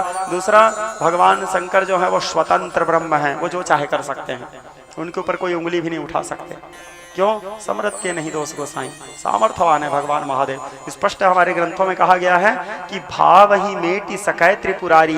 एकमात्र भगवान महादेव ही हैं जो हमारे भाग्य में लिखे हुए चीज को भी मिटा सकते हैं, और जो हमारे भाग्य में नहीं लिखा है उसको भी दिला सकते हैं। एकमात्र, बाकी देवी देवता ऐसे नहीं कर सकते। जो हमारे प्रारब्ध में लिखा है वो होके रहेगा, लेकिन भगवान महादेव चाहे तो जो नहीं लिखा है उसको भी दे सकते हैं, क्योंकि स्वतंत्र ब्रह्म है भगवान महादेव, अनादि ब्रह्म है। सब उनके सामने नतमस्तक शिव चरणम, सब उनके सामने नतमस्तक रहते हैं। भगवान महादेव एक जगह बस थोड़ा सा विवश हो जाते हैं। हालांकि महादेव कुछ भी कर सकते हैं, लेकिन एक जगह बस वो मजबूर हो जाते हैं। किस जगह मजबूर हो जाते हैं? जहां पे नारायण जी कुछ इच्छा कर दिए हैं तो वहां पे भगवान महादेव इंटरफेयर नहीं करते। हरि इच्छा भावी बलवाना, हृदय विचारत शंभु सुजाना। जहां पे नारायण जी कोई इच्छा किए हैं तो फिर भगवान शंकर के मन नहीं भी रहेगा तो बोले नारायण जी की इच्छा भाई होने दो, बोलते हैं। इसके तकदीर में यही लिखा है। तो नारायण जी चाह रहे हैं, देखे सती भगवान शंकर चाहते तो सती को मरने से बचा सकते थे। वो तो महाकाल है, मृत्यु के देवता हैं वो। कल्पांत काले प्रफुल्लट कपाले समग्र लोके विपुलस्मशाने, मृत्यु के देवता हैं। चाहते तो सती को मरने से नहीं रोक सकते थे, उनसे इतना प्रेम करते थे, नहीं रोके। क्या सती को समझा नहीं सकते थे महादेव? ज्ञान को पैदा करते हैं वो, ज्ञान वहां से जन्म लेता है। गुरु का पद भूमिका निभा रहे हैं महादेव। भगवान शंकर चाहे तो किसी को भी ज्ञान दे सकते हैं, कि मूर्ख को भी सुधार दें वो। मूकम करोति वाचालम पंगुम लंघयते गिरिम यत्कृपातमहं वंदे परमानंद माधवम। ऐसे हैं भगवान महादेव। लेकिन माता पार्वती को नहीं समझा पाए। क्यों नहीं समझा पाए? हरि इच्छा भावी बलवाना। बोले मेरे नारायण जी यही चाह रहे हैं, इसको मरवाना चाह रहे हैं, जा मर सती वाले। वही है सोई जो राम रचि राखा, को करी तर्क बढ़ा वही शाखा। मेरे नारायण जी सोच लिए हैं तो मैं कुछ नहीं कर सकता, क्योंकि नारायण की इच्छा के सामने भगवान महादेव अपनी इच्छा को दमन कर देते हैं। हृदय विचारत शंभु सुजाना, हरि इच्छा भावी बलवाना। बाकी नारायण जी यदि इच्छा नहीं किए हैं तो फिर बाकी फिर भगवान शंकर स्वतंत्र ब्रह्म है, वो कुछ भी कर सकते हैं, स्वतंत्र है, वो सर्वसमर्थ है भगवान महादेव। तो विज्ञ स्नेही श्रोता समाज, महादेव को आप सकाम उपासना कर रहे हो तो जो मांगोगे जो चाहिए मिलेंगे, लेकिन वो नहीं मिलेंगे। यदि वो चाहिए तो सकाम उपासना मत कीजिए, निष्काम उपासना कीजिए। निष्काम भगवान को मांगने से वो देते जरूर हैं, लेकिन वो नहीं मिलते। यदि वो चाहिए तो बाकी सब चीज छोड़ करके केवल उनसे प्रेम करो, उनसे कुछ मत चाहो, केवल उनको चाहो। उनसे कुछ मत चाहो, केवल उनको चाहो। जैसे माता पार्वती शिव जी की उपासना की, सूखा पत्ता खा खा के उपासना की। अन्न भी ग्रहण नहीं करती थी, जल भी नहीं पीती थी, बेल पत्ता को सुखाती थी और सूखे हुए बेल पत्ता के चूरन बना के उसी को खा के जीवन यापन की। शिव जी की उपासना की। क्यों उपासना की? शिव जी से कुछ मंगी नहीं, केवल शिव को मंगी, मेरे को आप चाहिए और कुछ नहीं। मिल गए शिव जी, केवल शिव को चाहिए, केवल शिव को पाना चाहिए। तो शिव जी को पाना है तो निष्काम होना चाहिए। केवल मेरे को आप चाहिए, आपके अतिरिक्त मेरे को कुछ नहीं चाहिए, इसको बोलते हैं निष्काम भक्त। जो केवल उनके लिए, उनके खुशी के लिए, उनके सुख के लिए, उनके आनंद के लिए जो उनकी उपासना करते हैं वो निष्काम। और सकाम यानी, और सकाम भक्त के तो मनोकामना कभी पूरा नहीं होता श्रोता समाज, क्योंकि ये मन एक ऐसा पापी मन है, कभी नहीं भरता। आप भगवान को बोलोगे मेरा नौकरी नहीं लग रहा है, नौकरी लगा दिए तो भी आप संतुष्ट नहीं होगे। जैसे कुछ पैसों से रुपया किया चाहने, जैसे आपके पास पैसा नहीं रहेगा तो हम क्या करते हैं, अब पैसा हो जाए, पैसा हो गया तो थोड़ा ज्यादा पैसा हो जाए सोचते हैं। ज्यादा पैसा हो गया तो कुछ पैसों से रुपया किया चाहने, 4 रुपयों से संपत्ति जो बढ़ने लगी। फिर सोचोगे अब पैसा हो गया, अब थोड़ा संपत्ति प्रॉपर्टी वॉपर्टी बन जाए हैं। अब प्रॉपर्टी भी बन जाता है तो भी आप संतुष्ट नहीं होते। आप मतलब हम सब मनुष्य संपत्ति बन जाने के बाद सोचते हैं संपत्ति से कोठे जो बंगले बने। अब सोचते हैं संपत्ति तो बन गया, अब घर में एक ठो मकान की जरूरत है जी, एक ठो बढ़िया मकान बन जाता। मकान भी बन गया, बंगला भी बन गया, एक बंगला बने न्यारा, बंगला भी बन गया। संपत्ति से कोठे जो बंगले बने, और कोठे पे मोटर जो आने लगा। अब बंगला बन जाने के बाद भी हम संतुष्ट नहीं होते। हमको लगता है कि घर में एक ठो एम्बासिडर कार की जरूरत है, एक कार आ जाता है। अब वो कार भी आ गया, कार आने के बाद भी संतुष्ट नहीं। मन में सोचते हैं कि अब एक होटल खोल लेता, होटल में बढ़िया कमाई है। तो मोटर तो होटल पे जाने लगा। अब होटल खोलने के बाद सोचे दारू बेचने से ज्यादा पैसा मिलता है जी, बियर में ठेका ले लेता हूँ बियर का, भट्टी का। तो होटल पे बोतल जो खोलने लगा। कहने का तात्पर्य कुछ रुपयों से कुछ पैसों से रुपया किया चाहने, 4 रुपयों से संपत्ति जो बढ़ने लगी, संपत्ति से कोठे जो बंगले बने, और बंगले पे मोटर जो आने लगा, और मोटर तो होटल पे जाने लगा, होटल पे बोतल जो खुलने लगा। बोले चाह और प्रवाह बढ़ो वेग से, चाह जाने न क्या क्या कराने लगी। चाह करते ही करते तबाही हुआ, चाह करते ही करते तबाही हुआ, जिंदगी जीव के ना चाह करते करते हम तबाह हो जाते हैं, फिर भी हमारा मन नहीं भरता। मरते रहते हैं तो भी हमारे मन में एक ठो बात रहता है, बिस्तर में पड़े रहेगा बाबा। अंगम गलितम पलितम, आदिगुरु शंकराचार्य जी लिखते हैं चरपट पंजरी नामक स्तोत्र में, अंगम गलितम पलितम तुंडम दसन विहीनम जातम तुंडम वृद्धो याति गृह्त्वा दंडम तदपि न मुंचति आसा पिंडम भज गोविंदम गोविंदम भज मूढ़मते। अंग गल जाते हैं, दांत टूट जाते हैं, लाठी लेके चलना शुरू करते हैं, बाबा थरथराते रहता है, फिर भी चाह खत्म नहीं होता, फिर भी सोचता है कि घर में एक डाइनिंग टेबल का कमी है, वो आ जाता है, क्योंकि मन जो है कभी भरता नहीं। एक तो मानस में दोहा आता है, क्या दोहा है जी? काहन पावक जारी सकै, काहन सिंधु समाय, कान करे अबला प्रबल, काल काहू नहीं खाए। बालकांड में आता है, काहन पावक जारी सके, अग्नि संसार में किसको नहीं जला सकता। काहन सिंधु समाय, समुद्र में क्या नहीं समाता, समुद्र में कुछ भी डूब जाएगा, इतना बड़ा रहता है। काहन सिंधु समाय, कान करे अबला प्रबल, प्रबल नारी क्या नहीं कर सकती, और काल काहू नहीं खाए, काल किसको नहीं खाता, सबको खाता है। काल किसको नहीं, खंबा निर्जीव है, इसको नहीं खाता सोचते हो, खंबा भी मरता है, जंग लग जाता है, सड़ जाता है, जड़ वस्तु वो भी मरता है, काल किसके जीवन में नहीं आता, सब तबाह होते हैं। क्या बता रहा था मैं आपको, विज्ञ स्नेही रसिक श्रोता समाज, तो मन न समुद्र समाय, मन लिखो समुद्र भी नहीं भर सकता। मन को यदि आप समुद्र में भी डुबा दोगे तो नहीं डूबेगा, क्योंकि मन जो है इतना चलायमान है, इतना आप यहाँ बैठे हो, एक बार रायपुर के गोल बाजार याद करो, 1 सेकंड नहीं लगेगा, आप वहाँ पहुँच जाओगे, इतना स्पीड रहता है मन का गति। मन कभी नहीं भरता, चाह कभी पूरा नहीं होता।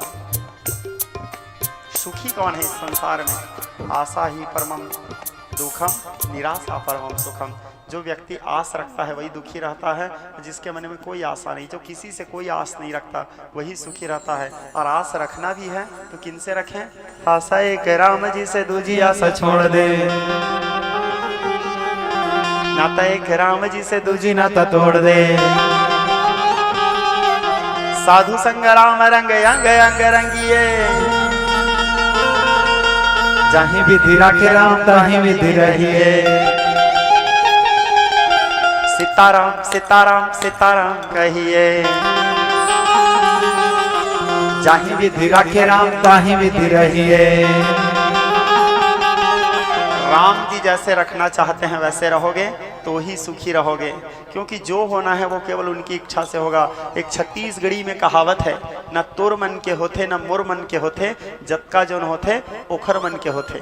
जो होता है उनकी इच्छा से होता है। राम करन चाहन सोई होई, करे अन्यथा स नहीं कोई। तो साधक को कैसा होना चाहिए? निष्काम भाव से। अब आपको मैं नहीं बोल रहा हूँ भाई आप लोग निष्काम भाव से करो बोल के, आप लोग बढ़िया मनोकामना से शिव जी की पूजा करो, क्योंकि शिव जी तो देने के लिए ही बैठे हैं। अब आप मंगोगे तब तो देंगे वो, हैं? खैर नहीं मंगोगे तो भी वो दे देते हैं।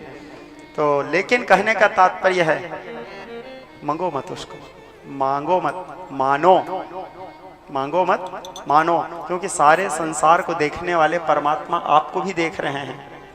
वो आपसे ज़्यादा जानते हैं कि आपको किस समय क्या जरूरत है। आप लोग कभी विचार किए हो? अजगर करे न चाकरी, पंछी करे न काम, फिर भी जी रहे हैं, मर जाते हैं क्या वो? आप विचार करो, 9 महीना जब हम अपने माँ के पेट में थे तो हमको कौन खाना खिलाता था, फिर भी हम जी गए। तो यहाँ भी आए हैं, यहाँ भी पेट है, हम जिएंगे ही। आशा एक राम जी से दूजी आशा छोड़ दें। यदि भगवान पेट दिए हैं तो 2 टाइम भोजन देंगे ही। कोई लड़की, कई बाप लोग सोचते हैं मेरे घर में बेटी जन्म दिया हूँ तो इसका शादी करना है, मेरे को देखो, बेटी एक अलग अलग सब्जेक्ट है। बेटी, माँ बाप कदाचित ये सोच सकते हैं, चिंता करना उनका धर्म है, क्योंकि मैं भी एक बाप हूँ कि मेरे बेटी का शादी करना है, समय आ रहा है, बेटी जवान हो रही है। लेकिन बेटी की शादी कोई बाप नहीं करते श्रोता समाज, बेटी की शादी तो भगवान करते हैं, क्योंकि बेटी तकदीर से मिलते हैं, किस्मत से मिलते हैं। उनके शादी का समय आएगा तो आपे आप सब व्यवस्था हो जाएगा। कहाँ से पैसा आएगा, कहाँ से रिश्ता आएगा, कहाँ से शादी होगा, कैसे शादी होगा, ये सब भगवान पहले से व्यवस्था करके रखते हैं। क्योंकि छिपकिली हो, पंछी हो, 84 लाख योनि में सबकी जोड़ी जानवर बना के रखते हैं भगवान। तो भगवान पहले से व्यवस्था करके रखते हैं। और जन्म मरण विवाह गति सोई, जो जस लिखा तहा तस होई। जहाँ लिखा है, जब लिखा है, जैसे लिखा है वो होगा ही। हाँ, ये हमारा सौभाग्य है कि भगवान उस कन्या के विवाह करवाने का सौभाग्य हमको प्रदान किए, वो निमित्त हमको बनाए। वो बेटी हमारे घर भेज दिए, बोले जा तू करना, तेरे को मैं कृत कर देता हूँ, धन्य कर देता हूँ, एक बेटी का कन्यादान तेरे हाथ से हो जाएगा। ये भगवान का हमारे ऊपर कृपा है कि हमारे घर में बेटी भेज दी है। जैसे हम भागवत करवा रहे हैं, हम शिव पुराण करवा रहे हैं, हम राम कथा करवा रहे हैं, तो इसमें हमारा कोई बड़ाई नहीं है कि हम करवा रहे हैं, वो भगवान करवा रहे हैं। हम क्या करवाएंगे जी? हमारे में क्या सामर्थ्य कि हम राम कथा करवाएं, शिव कथा करवाएं, भागवत करवा भगवान रहे हैं। निमित्त हमको बना दिए कि जा बेटा मेरे काम को तू करना। और ये सौभाग्य हमको दे दिए, नाम हमको दे दिए, काम उनका था, वो भी उन्हीं का काम रहा है। लेकिन सौभाग्य किनको दिए? हमको प्रदान कर देते हैं। जैसे मैं प्रवचन कर रहा हूँ, इसमें मेरा कोई बड़ाई नहीं है कि मैं आप लोगों को कथा सुना रहा हूँ, मेरे में क्या सामर्थ्य मैं आपको कथा सुनाऊं। ये उनकी कृपा है, बोल वो रहे हैं, कथा वो बता रहे हैं, निमित्त मेरे को बना दिया। तू व्यासपीठ में बैठ, वहां बैठ जा, मैं कथा करूंगा। अब वो मैं मेरे को बिठा दिए, कथा वो सुना रहे हैं, वो आप तक पहुंच रहा है, तो मेरा क्या बड़ा है इसमें?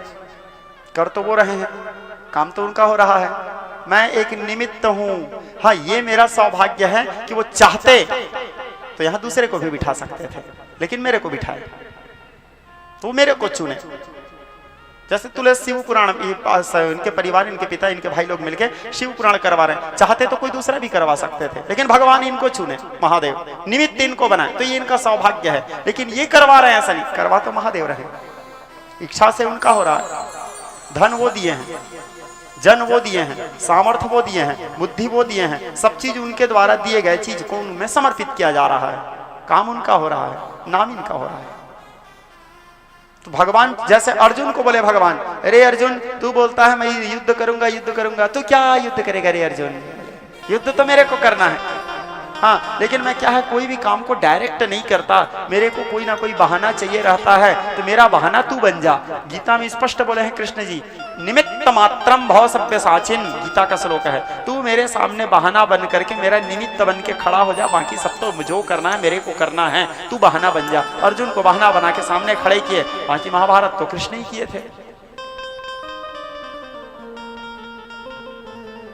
तो स्नेही रसिक श्रोता समाज, भगवान के साधक का स्वरूप जो होता है, जो साधक होते हैं, उनको भगवान को सदैव निष्काम भाव से भक्ति करना चाहिए। भगवान को कभी कुछ मत मांगो, भगवान को केवल मानो। सारे संसार को देखने वाले परमात्मा आपको भी देख रहे हैं, मांगोगे तो भगवान देंगे जरूर, लेकिन वो नहीं मिलेंगे। वो चाहिए तो केवल उनको मांगो, मेरे को आप चाहिए, आपके अतिरिक्त कुछ नहीं चाहिए। तत्पाद पद्मार्चित वृत्त वृत्ति तन्नाम संगीत कथा सुवाणी तद्भक्त सेवा निर्तो करोमि तदंग संगम लभताम मदंगम। श्री कृष्ण त्वदीय पद पंकज पंजरांते यद्यमेव विसतमानसराय हंस प्राण प्रयाण समय कपवाप वित्ते कंठावरोधन स्मरणम कृतस्ते। अर्थात जाहिन, वाल्मीकि जी भी इस बात को बोले हैं अयोध्या कांड में, आप लोग पढ़े होंगे मानस में, जाहिन चाहिए कबही कछु तुम सह सहज स्नेह बसहु सदा तिन के हृदय जो रा उर उर गेह। मानस कहता है, हे प्रभु आप उनके हृदय में निवास करो जो आपसे कुछ नहीं चाहता, जो केवल आपको चाहता है। आप उनके हृदय में निवास करो। जाहि न चाहिए कबही कछु, तो ये निष्काम भक्त। तो साधक को कैसे होना चाहिए? निष्काम होना चाहिए। तो ये साधक का स्वरूप है, सच्चा साधक का स्वरूप। सूत जी पूछे थे, सूत जी से पूछे थे साधक कैसे होते हैं? ऐसे होते हैं साधक, शिव के जो साधक हैं। और साधन क्या है? साधक के आवश्यकता पूर्ति में लगने वाले जो सामग्री हैं, साधक के आवश्यकता में उपयोग आने वाला जो भी वस्तु है वो साधन है। जैसे मैं शिव पूजा कर रहा हूँ, भगवान महादेव के निराजन कर रहा हूँ, तो शिव जी के आरती करते समय मेरे को घी की जरूरत पड़ रहा है, बत्ती की जरूरत पड़ रहा है, अगरबत्ती की जरूरत पड़ रहा है, भोग की जरूरत पड़ रहा है, तुलेस नामक एक व्यक्ति की जरूरत पड़ रहा है, तुलेस के द्वारा दिए गए धन की जरूरत पड़ रहा है। ये सब शिव जी के साधना में काम आने वाले सामग्री हैं। ये सब शिव जी के साधना में, शिव जी के साधना काल में आवश्यकता जो है वो इनकी है, इनके जजमान के रूप में वहां बैठने की आवश्यकता है। तो ये शिव जी के साधक और साधन में ये लोग भी हैं, तो ये लोग भी धन्य हो गए, इनका जीवन भी धन्य हो गया। साधक, साधन और साधना अर्थात केवल शिव का चिंतन करते रहना, शिव के अतिरिक्त मन में किसी और का ध्यान नहीं आना, अनन्य भाव से केवल शिव का चिंतन होते रहना, यही पूर्ण साधना है। मन में सदैव शिव के भाव रहना, शिवोहम सोहम सच्चिदानंदोहम। साधक, साधन, साधना और साध्य तो महादेव हैं, क्योंकि उपासना हम उसी के कर रहे हैं। तो साधक के स्वरूप ऐसे होता है, साधन ये होता है और साधना ऐसे की जाती है, और साध्य महादेव। तो साधक, साधन, साधना, साध्य, इसके भी वर्णन किए कौन? सूत जी महाराज सौनक आदि ऋषियों से। अब इसके बाद सूत जी महाराज से सौनक आदि ऋषि फिर प्रश्न किए कि हे सूत जी महाराज, अब हमको आप कृपा करके ये बताइए कि संसार में सबसे पहले शिवलिंग प्रकट कब हुआ, कब निकला? सबसे पहले लिंग पूजा कब हुआ? कोई ना कोई तो पूजा किए होंगे, तब आज आप पर हम बैठ के कर रहे हैं। क्योंकि मैं भी किसी को देख के सीखा हूं, और मैं जिसको देख के सीखा हूं वो भी किसी और को देख के सीखे हैं, और वो जो और किसी और को देख के सीखे हैं वो और किसी और को देख के सीखे होंगे। तो सबसे पहले कौन था जो पूजा किया, जहां से सब शुरू हुआ? सबसे पहले शिवलिंग पूजा कब हुआ, किसने किया, कब किया, और सबसे पहला शिवलिंग कहाँ आया, कैसे आया, किस स्थान में आया, और शिवलिंग पूजा कैसे हुआ, और शिवलिंग का पूजा क्यों होता है, शिवलिंग का अभिषेक क्यों होता है, मूर्ति का हम अभिषेक क्यों नहीं करते? शिवलिंग में और शिव में क्या अंतर है,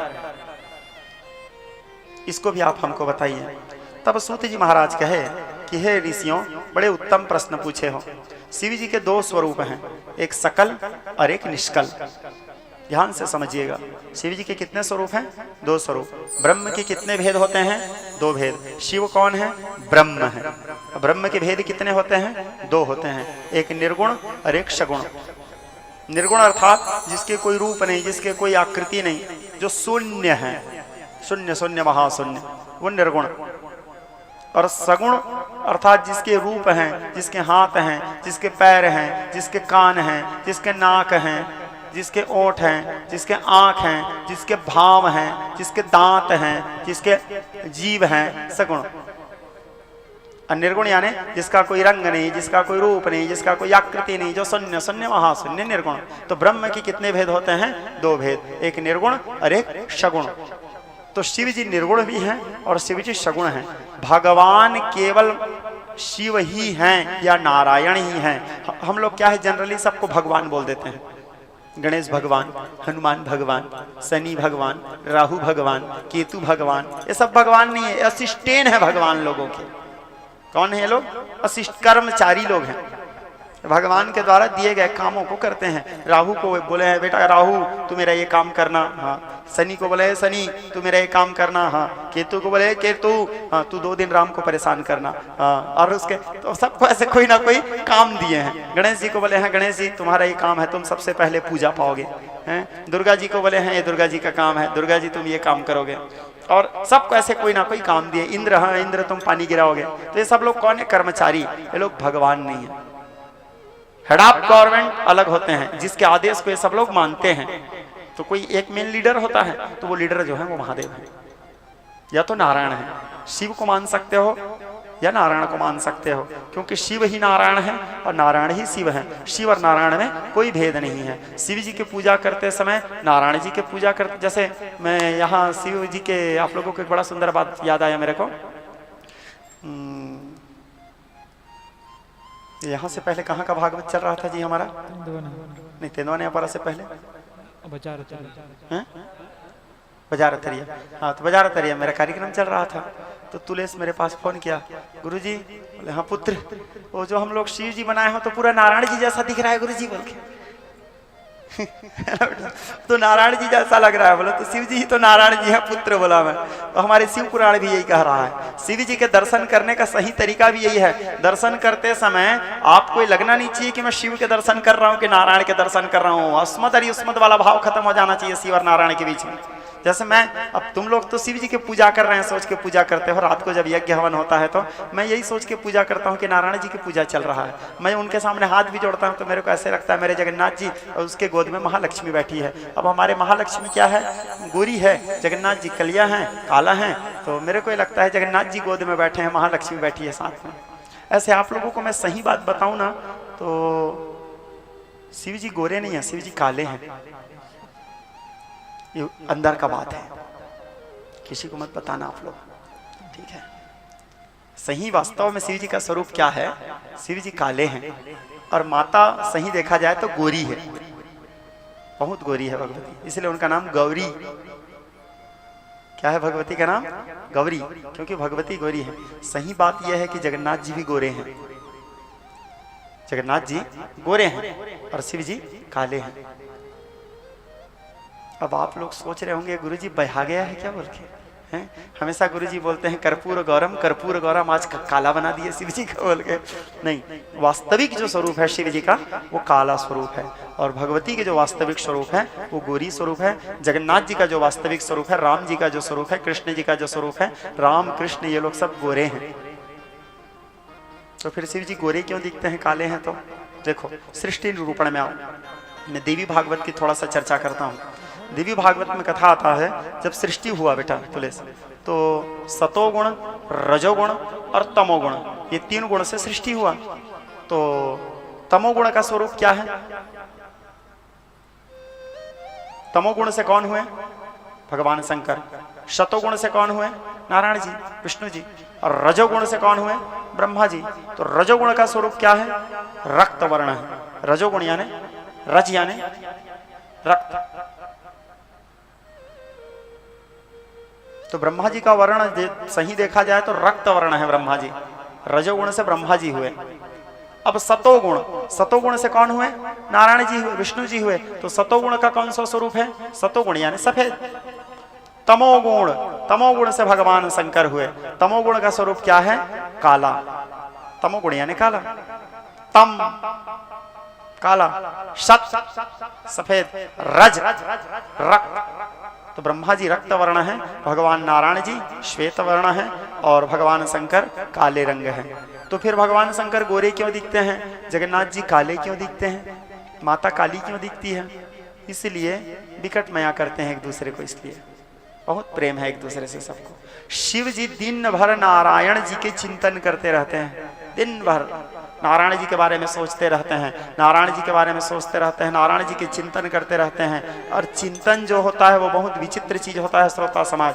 चिंतन करते करते हम जिसके चिंतन करते रहते हैं उसके स्वरूप को प्राप्त हो जाते हैं। जैसे भृंगी कीट, जानते हो आप लोग भृंगी कीट किसको कहते हैं? भागवत कथा आप लोग सुने होंगे। भागवत कथा में 24 गुरुओं की कथा आता है। भागवत जी में 24 गुरुओं की जब कथा आता है तो उस समय आप लोग सुनना, 24 गुरुओं में भृंगी कीट को भी एक गुरु बनाया गया है। भृंगी कीट आप लोग देखना अपने घर में, वो कहीं कहीं पे चौखट में या दीवार के जो कोने रहता है वहां पे एक, वो दीमक नहीं है लेकिन दीमक टाइप से ही रहता है, एक मिट्टी का जो कुबड़ निकले रहता है, उसके अंदर एक छेद रहता है, कीड़ा रहता है, उसको बोलते हैं भृंगी कीट। उसको शुद्ध हिंदी में भृंगी कीट बोलते हैं। अब आप लोग क्या बोलते हो नहीं पता है ना, क्या बोलते हैं जी? हाँ, तो जो भी हो, तो भृंगी कीट, भृंगी कीट क्या करता है? कोई भी कीड़ा को उठाता है और ला करके अपने घोंसले के अंदर डाल देता है। 8 दिन बाद वो कोई भी कीड़ा रहे वो भृंगी कीट बन जाता है। 24 गुरुओं में से एक गुरु है, भागवत में कथा था, वो चांटी को भी उठा के लेके जाएगा, डाल दिया तो चांटी 8 दिन बाद भृंगी कीट बन जाता है। कोई भी कीड़ा को उठा के वो अपने घोंसले के अंदर ले जाए, वो 8 दिन बाद भृंगी कीड़ा बन जाता है। क्यों? चिंतन करते करते करते करते, उसको देखते देखते, उसको सोचते सोचते, उसके बारे में विचार करते करते वो उसी के रूप को पा जाता है। तो भगवान शंकर दिन भर नारायण की चिंतन करते रहे, दिन भर उनको देखते रहे, ध्यान में, समाधि की अवस्था में उनके चिंतन करते रहे, उनके स्मरण करते रहे। स्मरण करते करते करते करते करते करते वो नारायण जी के वर्ण को प्राप्त हो गए, गोरे हो गए, शिव जी कर्पूर गौरम हो गए और नारायण जी काले हो गए। क्यों काले हो गए? क्योंकि वो दिन भर भगवान शंकर के चिंतन करते रहे। शिव जी तमोगुण से हुए हैं, शिव जी का रंग काला है, तो दिन भर वो शिव जी के बारे में सोचते रहे, शिव जी की स्मरण करते रहे, शिव जी के चिंतन करते रहे। इतना चिंतन किए, इतना चिंतन किए कि चिंतन करते करते करते करते करते करते करिया हो गए। वो शिव जी का वर्ण उनके अंदर आ गया।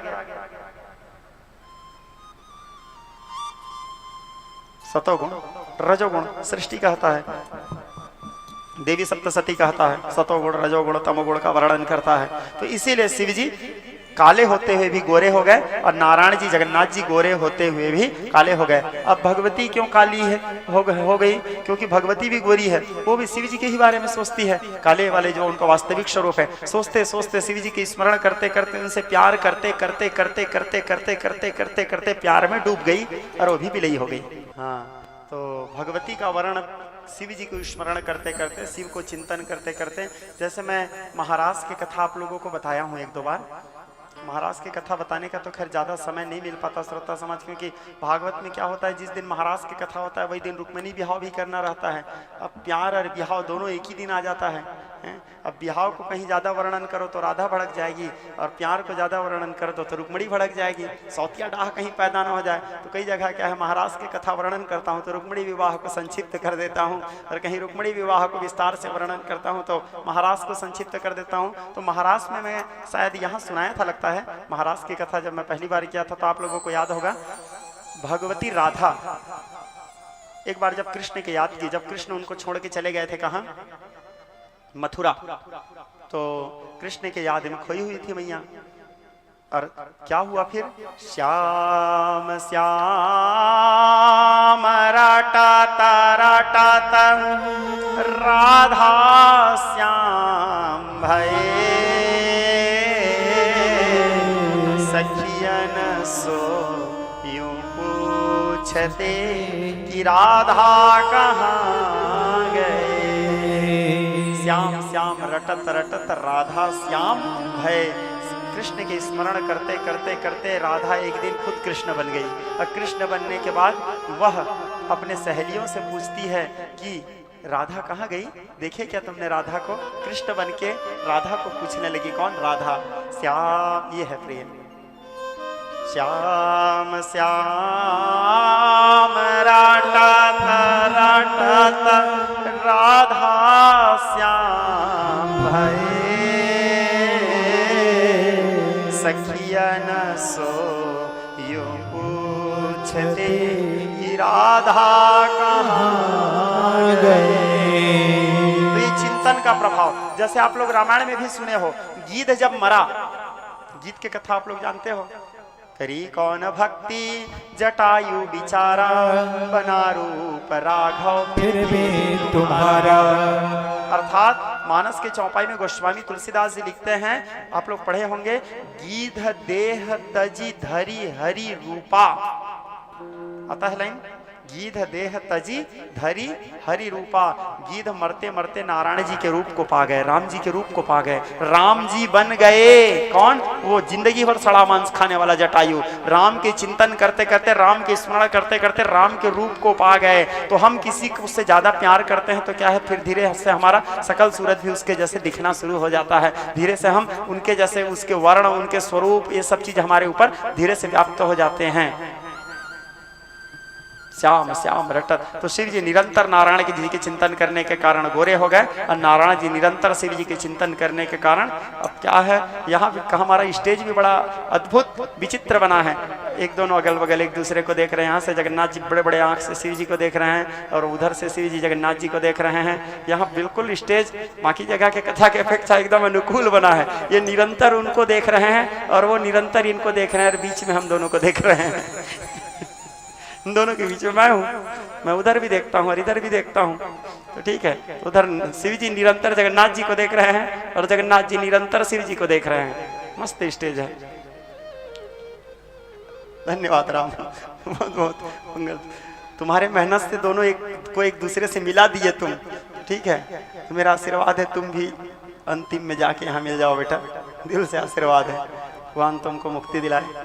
तो रसिक, तुमको तो कुछ दूसरा चीज चाहिए भी नहीं, इसलिए तुमको मुक्ति का वरदान दे रहा हूँ, ठीक है। क्योंकि ये हमारा एक ऐसा भक्त है, ये आज तक हमसे कभी नहीं बोला कि गुरुजी मेरा माइक देखो, 2 दिन इसका माइक भी खराब हुआ तो एक दिन आकर के मेरे को नहीं बोला गुरुजी आशीर्वाद दो कि मेरा माइक ठीक हो जाए, नहीं बोला। ये भी कभी कुछ मांगता नहीं है, जबकि ये जानता था कि मैं बोलूँगा तो एक दिन में मेरा माइक ठीक हो जाएगा बोला, लेकिन एक बार नहीं बोला कि गुरुजी मेरा माइक ठीक हो जाए। और आज देखो जगन्नाथ जी ऐसे कृपा किए, सब ठीक हो गया। बिन मांगे मोती मिले, मांगे मिले न भेद। मांगो मत मानो, सारे संसार को देखने वाले परमात्मा आपको भी देख रहे हैं। अभी साधक के स्वरूप में बताया, तो ये भी कभी हमसे कुछ नहीं मांगते कि गुरुजी मेरा ये हो जाए, गुरुजी मेरा वो हो जाए, गुरुजी मेरे साथ ऐसा हो जाए। केवल प्यार करते हैं। कायल है भी एक, ठीक है। तो विज्ञ रसिक श्रोता समाज, मेरे कहने का तात्पर्य यहाँ पर मैं आप लोगों को जिस विषय में संबंध में चर्चा कर रहा था, चिंतन के विषय में चर्चा कर रहा था। तो चिंतन करते करते करते हम उसके रूप को प्राप्त हो जाते हैं। इसलिए नारायण जी शिव जी के वर्ण को प्राप्त हो गए। तो सतोगुण में नारायण जी और तमोगुण आया समझ पूरा। तो शिव जी का वास्तविक सृष्टि निरूपण में भी देखें, जब ब्रह्मा जी के भावों के बीच से भगवान शंकर प्रकट हुए थे, कल आएगा ये कथा आप लोगों के वास्ते। जब भगवान ब्रह्मा जी के भावों के बीच से शंकर जी प्रकट हुए, निकले, जन्म लिए, तो जब जन्म लिए तो उनका रंग था काला रंग, कृष्ण वर्ण में थे, पूरा काला दिख रहे थे भगवान शंकर। वो तो चिंतन करना जब शुरू किए, जन्म लेते ही तो चिंतन करते करते करते जब प्यार का रंग चढ़ना शुरू हुआ, तो प्यार के रंग चढ़ते चढ़ते चढ़ते चढ़ते उसके रंग में रंग गए, और ये उनके प्यार के रंग में रंग गए। इसलिए नारायण जी और शिव जी के प्रेम को शुद्ध प्रेम कहा जाता है। और आप लोग जो करते हैं ये लोकल छाप प्यार है ना। विशुद्ध प्रेम जो है ये तो केवल यही लोग किए हैं, नारायण जी और।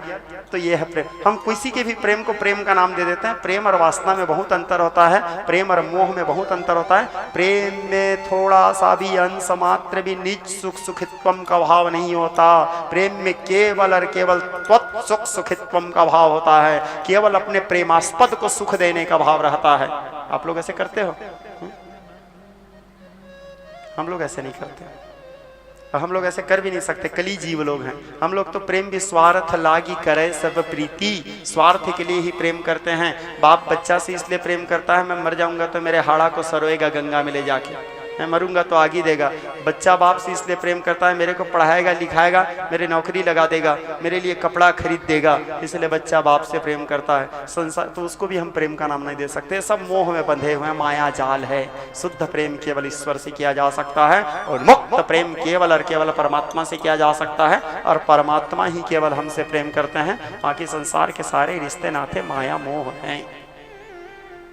तो विज्ञ रसिक स्नेही श्रोता समाज, यहाँ पर पूछे कि भगवान महादेव सबसे पहले कब आए। सकल और निष्कल की चर्चा की है। सकल क्या है, निष्कल क्या है? तो ब्रह्म केवल कौन है? शिव जी हैं। और ब्रह्म कौन है? केवल नारायण जी हैं। हम सबको ब्रह्म नहीं बोल सकते, सबको भगवान नहीं बोल सकते। सब लोग क्या हैं? देवता हैं। ब्रह्म केवल कौन है? भगवान केवल मात्र शिव जी, या केवल मात्र राम कृष्ण को मान सकते हो, विष्णु को मान सकते हो, यही ब्रह्म है। बाकी सब क्या है? देवता हैं। क्योंकि निर्गुण और सगुण, अब निर्गुण और सगुण को समझिए। निर्गुण और सगुण कौन है? केवल शिव जी हैं और केवल नारायण जी हैं। शिव जी सकल, सकल किसे कहते हैं? जिसके रूप रंग आकृति हो, जैसे यहाँ मूर्ति रखा है वो सकल। और निष्कल यानी जिसके रूप रंग आकृति ना हो, जो शून्य है, अर्थात शिवलिंग, वो निर्गुण हो गया। तो शिवलिंग, बाकी देवी देवताओं का लिंग नहीं होता। शनि देवता का आप देखे हो क्या लिंग? राहु का देखे हो? केतु का देखे हो? इंद्र, वरुण, कुबेर, गणेश, हनुमान जी, किसी का लिंग देखे हो? नहीं, केवल शिव जी का लिंग होता है। तो शिव लिंग, तो इसलिए शिव जी सकल भी हैं और निष्कल यानी ब्रह्म स्वरूप, यानी जो लिंग स्वरूप, जो शून्य ब्रह्म। तो शिव जी ही सकल और निष्कल हैं। दूसरा नारायण जी, नारायण जी के भी शरीर होते हैं, हाथ, मुंह, कान, पैर, नाक, और नारायण जी के भी निष्कल स्वरूप होते हैं। शालिग्राम भगवान छोटे से, ये देख वो दिखा रहा हूं मैं,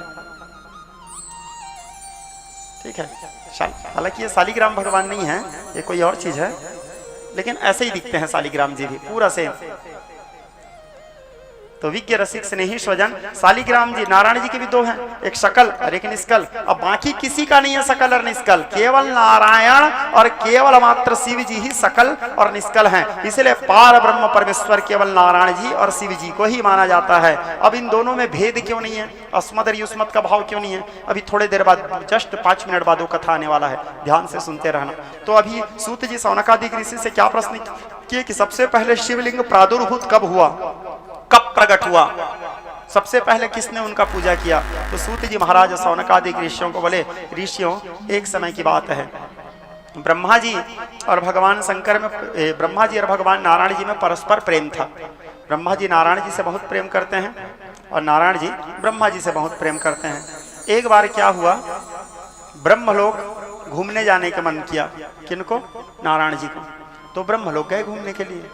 जैसे ब्रह्मलोक गए, ब्रह्मा जी देखे कि ओहो आज ब्रह्मलोक में नारायण जी आए हैं, गदगद हो गए ब्रह्मा जी, बोले आज साक्षात तेरे लोकपति दाता सुखधाम, स्वीकारो मेरे प्रणाम प्रभु, स्वीकारो मेरे प्रणाम। ब्रह्मा जी बड़े प्रसन्न हुए, बोले त्रैलोकीनाथ आज मेरे यहाँ हैं। उनका आदर किए, सम्मान किए, सत्कार किए। आदि अंत और मध्य तुम ही और तुम ही आत्मधारे हो, भक्तों के तुम प्राण प्रभु, इस जीवन के रखवारे हो। तुम में जीवे जन्मे तुम में, तुम में जीवे जन्मे तुम में और अंत करे तुम में विश्राम, स्वीकारो मेरे प्रणाम प्रभु, स्वीकारो मेरे प्रणाम। तेरे लोकपति दाता सुखधाम, स्वीकारो मेरे प्रणाम प्रभु, स्वीकारो मेरे प्रणाम। विज्ञ रसिक स्नेही स्वजन, कहने का तात्पर्य यह है कि ब्रह्मा जी मस्त भगवान नारायण की उपासना की, आराधना की, उनको मस्त नारायण जी को क्या 56 भोग बड़ा पसंद है। नारायण जी खाने वाले देवता हैं, दबा के खाते हैं, खाने पीने में कोई समझौता नहीं करते नारायण जी। खाने के मामले में न उनको एकादशी टेकता है, न ग्रहण टेकता है, न संक्रांति, कुछ भी हो जाए खाने के टाइम में नारायण जी को खाना चाहिए। नारायण जी खाने पीने के मामले में बड़ा तगड़ा देवता है और 2-4 प्रकार का खाना भी नहीं खाते वो, 56 भोग होना उनके भोजन के लिए नारायण जी। तो ब्रह्मा जी सावित्री जी को बोले, सावित्री कौन है, ब्रह्मा की पत्नी है। कई लोग सरस्वती को ब्रह्मा की पत्नी मान जाते हैं, सरस्वती ब्रह्मा की पत्नी नहीं है, ब्रह्मा की बेटी है सरस्वती, सावित्री है उनकी पत्नी। तो सावित्री जी से बोले, सावित्री जी आज हमारे नारायण जी आए हैं, भोजन बनाइए, पकवान। स्वयं माता सावित्री अनेक प्रकार के नाना विधानि दिव्यानि नाना अवर्ण वृतानि च प्राणाय स्वाहा वाणाय स्वाहा उदानाय स्वाहा, नाना प्रकार के व्यंजन बनाई। सरस्वती जी भी सहयोग प्रदान की, मस्त ब्रह्मलोक में आसन लगाए नारायण जी के लिए, नारायण जी बैठे खाए भोजन। उसके बाद नारायण जी की मस्त आदर सम्मान हुआ। अब नारायण जी बोले, ब्रह्मा जी अब मैं जा रहा हूँ बैकुंठ, और नारायण जी फिर बैकुंठ गए। 10-15 दिन बीता, ब्रह्मा जी सोचे फिर नारायण जी से मिलने का मन कर रहा है जी, आज मैं भी जाता हूँ नारायण जी से मिल के आता हूँ। नारायण जी आए थे हमारे घर में, मस्त 1-2 दिन रुके थे, अब मैं भी जाता हूँ 1-2 दिन बैकुंठ में रुकूंगा। इस प्रकार विचार करके ब्रह्मा जी गए बैकुंठ, नारायण जी के लोग। ब्रह्मा जी गए बैकुंठ, नारायण जी के लोग। तो नारायण जी के जब लोग गए, तो नारायण जी के लोक जाने के बाद विज्ञ रसिक स्नेही स्वजन, नारायण जी के लोक में जैसे ब्रह्मा जी प्रवेश किए, तो ब्रह्मा जी के प्रवेश करते ही नारायण जी बैठे हुए थे, ब्रह्मा जी को आते देखे, और आते देख करके ब्रह्मा जी को नारायण जी बोले, आओ आओ पुत्र, आओ वत्स आओ। ब्रह्मा जी का दिमाग खराब हो गया, आते ही नारायण जी क्या बोले, आओ आओ पुत्र, आओ वत्स। ब्रह्मा जी को थोड़ा घमंड हो गया। ब्रह्मा जी विचार किए, बोले अरे नारायण जी कैसे मेरे को वत्स बोल दिए। वत्स किनको बोलते हैं, अपने बेटा को, अपने शिष्य को, अपने बच्चा को वत्स बोलते हैं। ये तो हमको वत्स बोल रहा है। बल्कि मैं नारायण से छोटा थोड़ी हूं, मैं तो ब्राह्मण हूं, ब्रह्मदेव हूं, सृजन करता हूं, पूरा दुनिया को बनाता हूं, सबसे बड़ा हूं मैं नारायण से भी बड़ा हूं। और नारायण मेरे अपमान कर दिए। ये नारायण जब हमारे ब्रह्म लोग गए थे तो हम इनका इतना सम्मान किए, इतना आदर किए, इतना इनको इज्जत दिए, और ये जैसे हम यहाँ आए इनके यहाँ, ये तो हमारे आते ही अपमान कर दिया। बोले नारायण मैं तुमसे बड़ा हूँ, तुम कैसे मेरे को पुत्र बोल दिए। अब दोनों के बीच में संवाद शुरू हुआ। संवाद होते होते धीरे धीरे वो संवाद विवाद का रूप ले लिया, और विवाद इतना ज्यादा बढ़ गया कि ब्रह्मा जी और नारायण जी दोनों एक दूसरे को मारने के लिए तैयार हो गए, दोनों युद्ध करने के लिए तैयार हो गए। एक और ब्रह्मा जी खड़े हो गए, एक और विष्णु जी खड़े हो गए। ब्रह्मा जी के धनुष का नाम है ब्रह्मचाप, ब्रह्मा जी के अस्त्र का नाम है ब्रह्मास्त्र, विष्णु जी के धनुष का नाम है सारंग, विष्णु जी के अस्त्र का नाम है नारायणास्त्र। दोनों एक दूसरे के साथ युद्ध करने लगे, घमासान युद्ध चलने लगा। युद्ध का कोई परिणाम नहीं,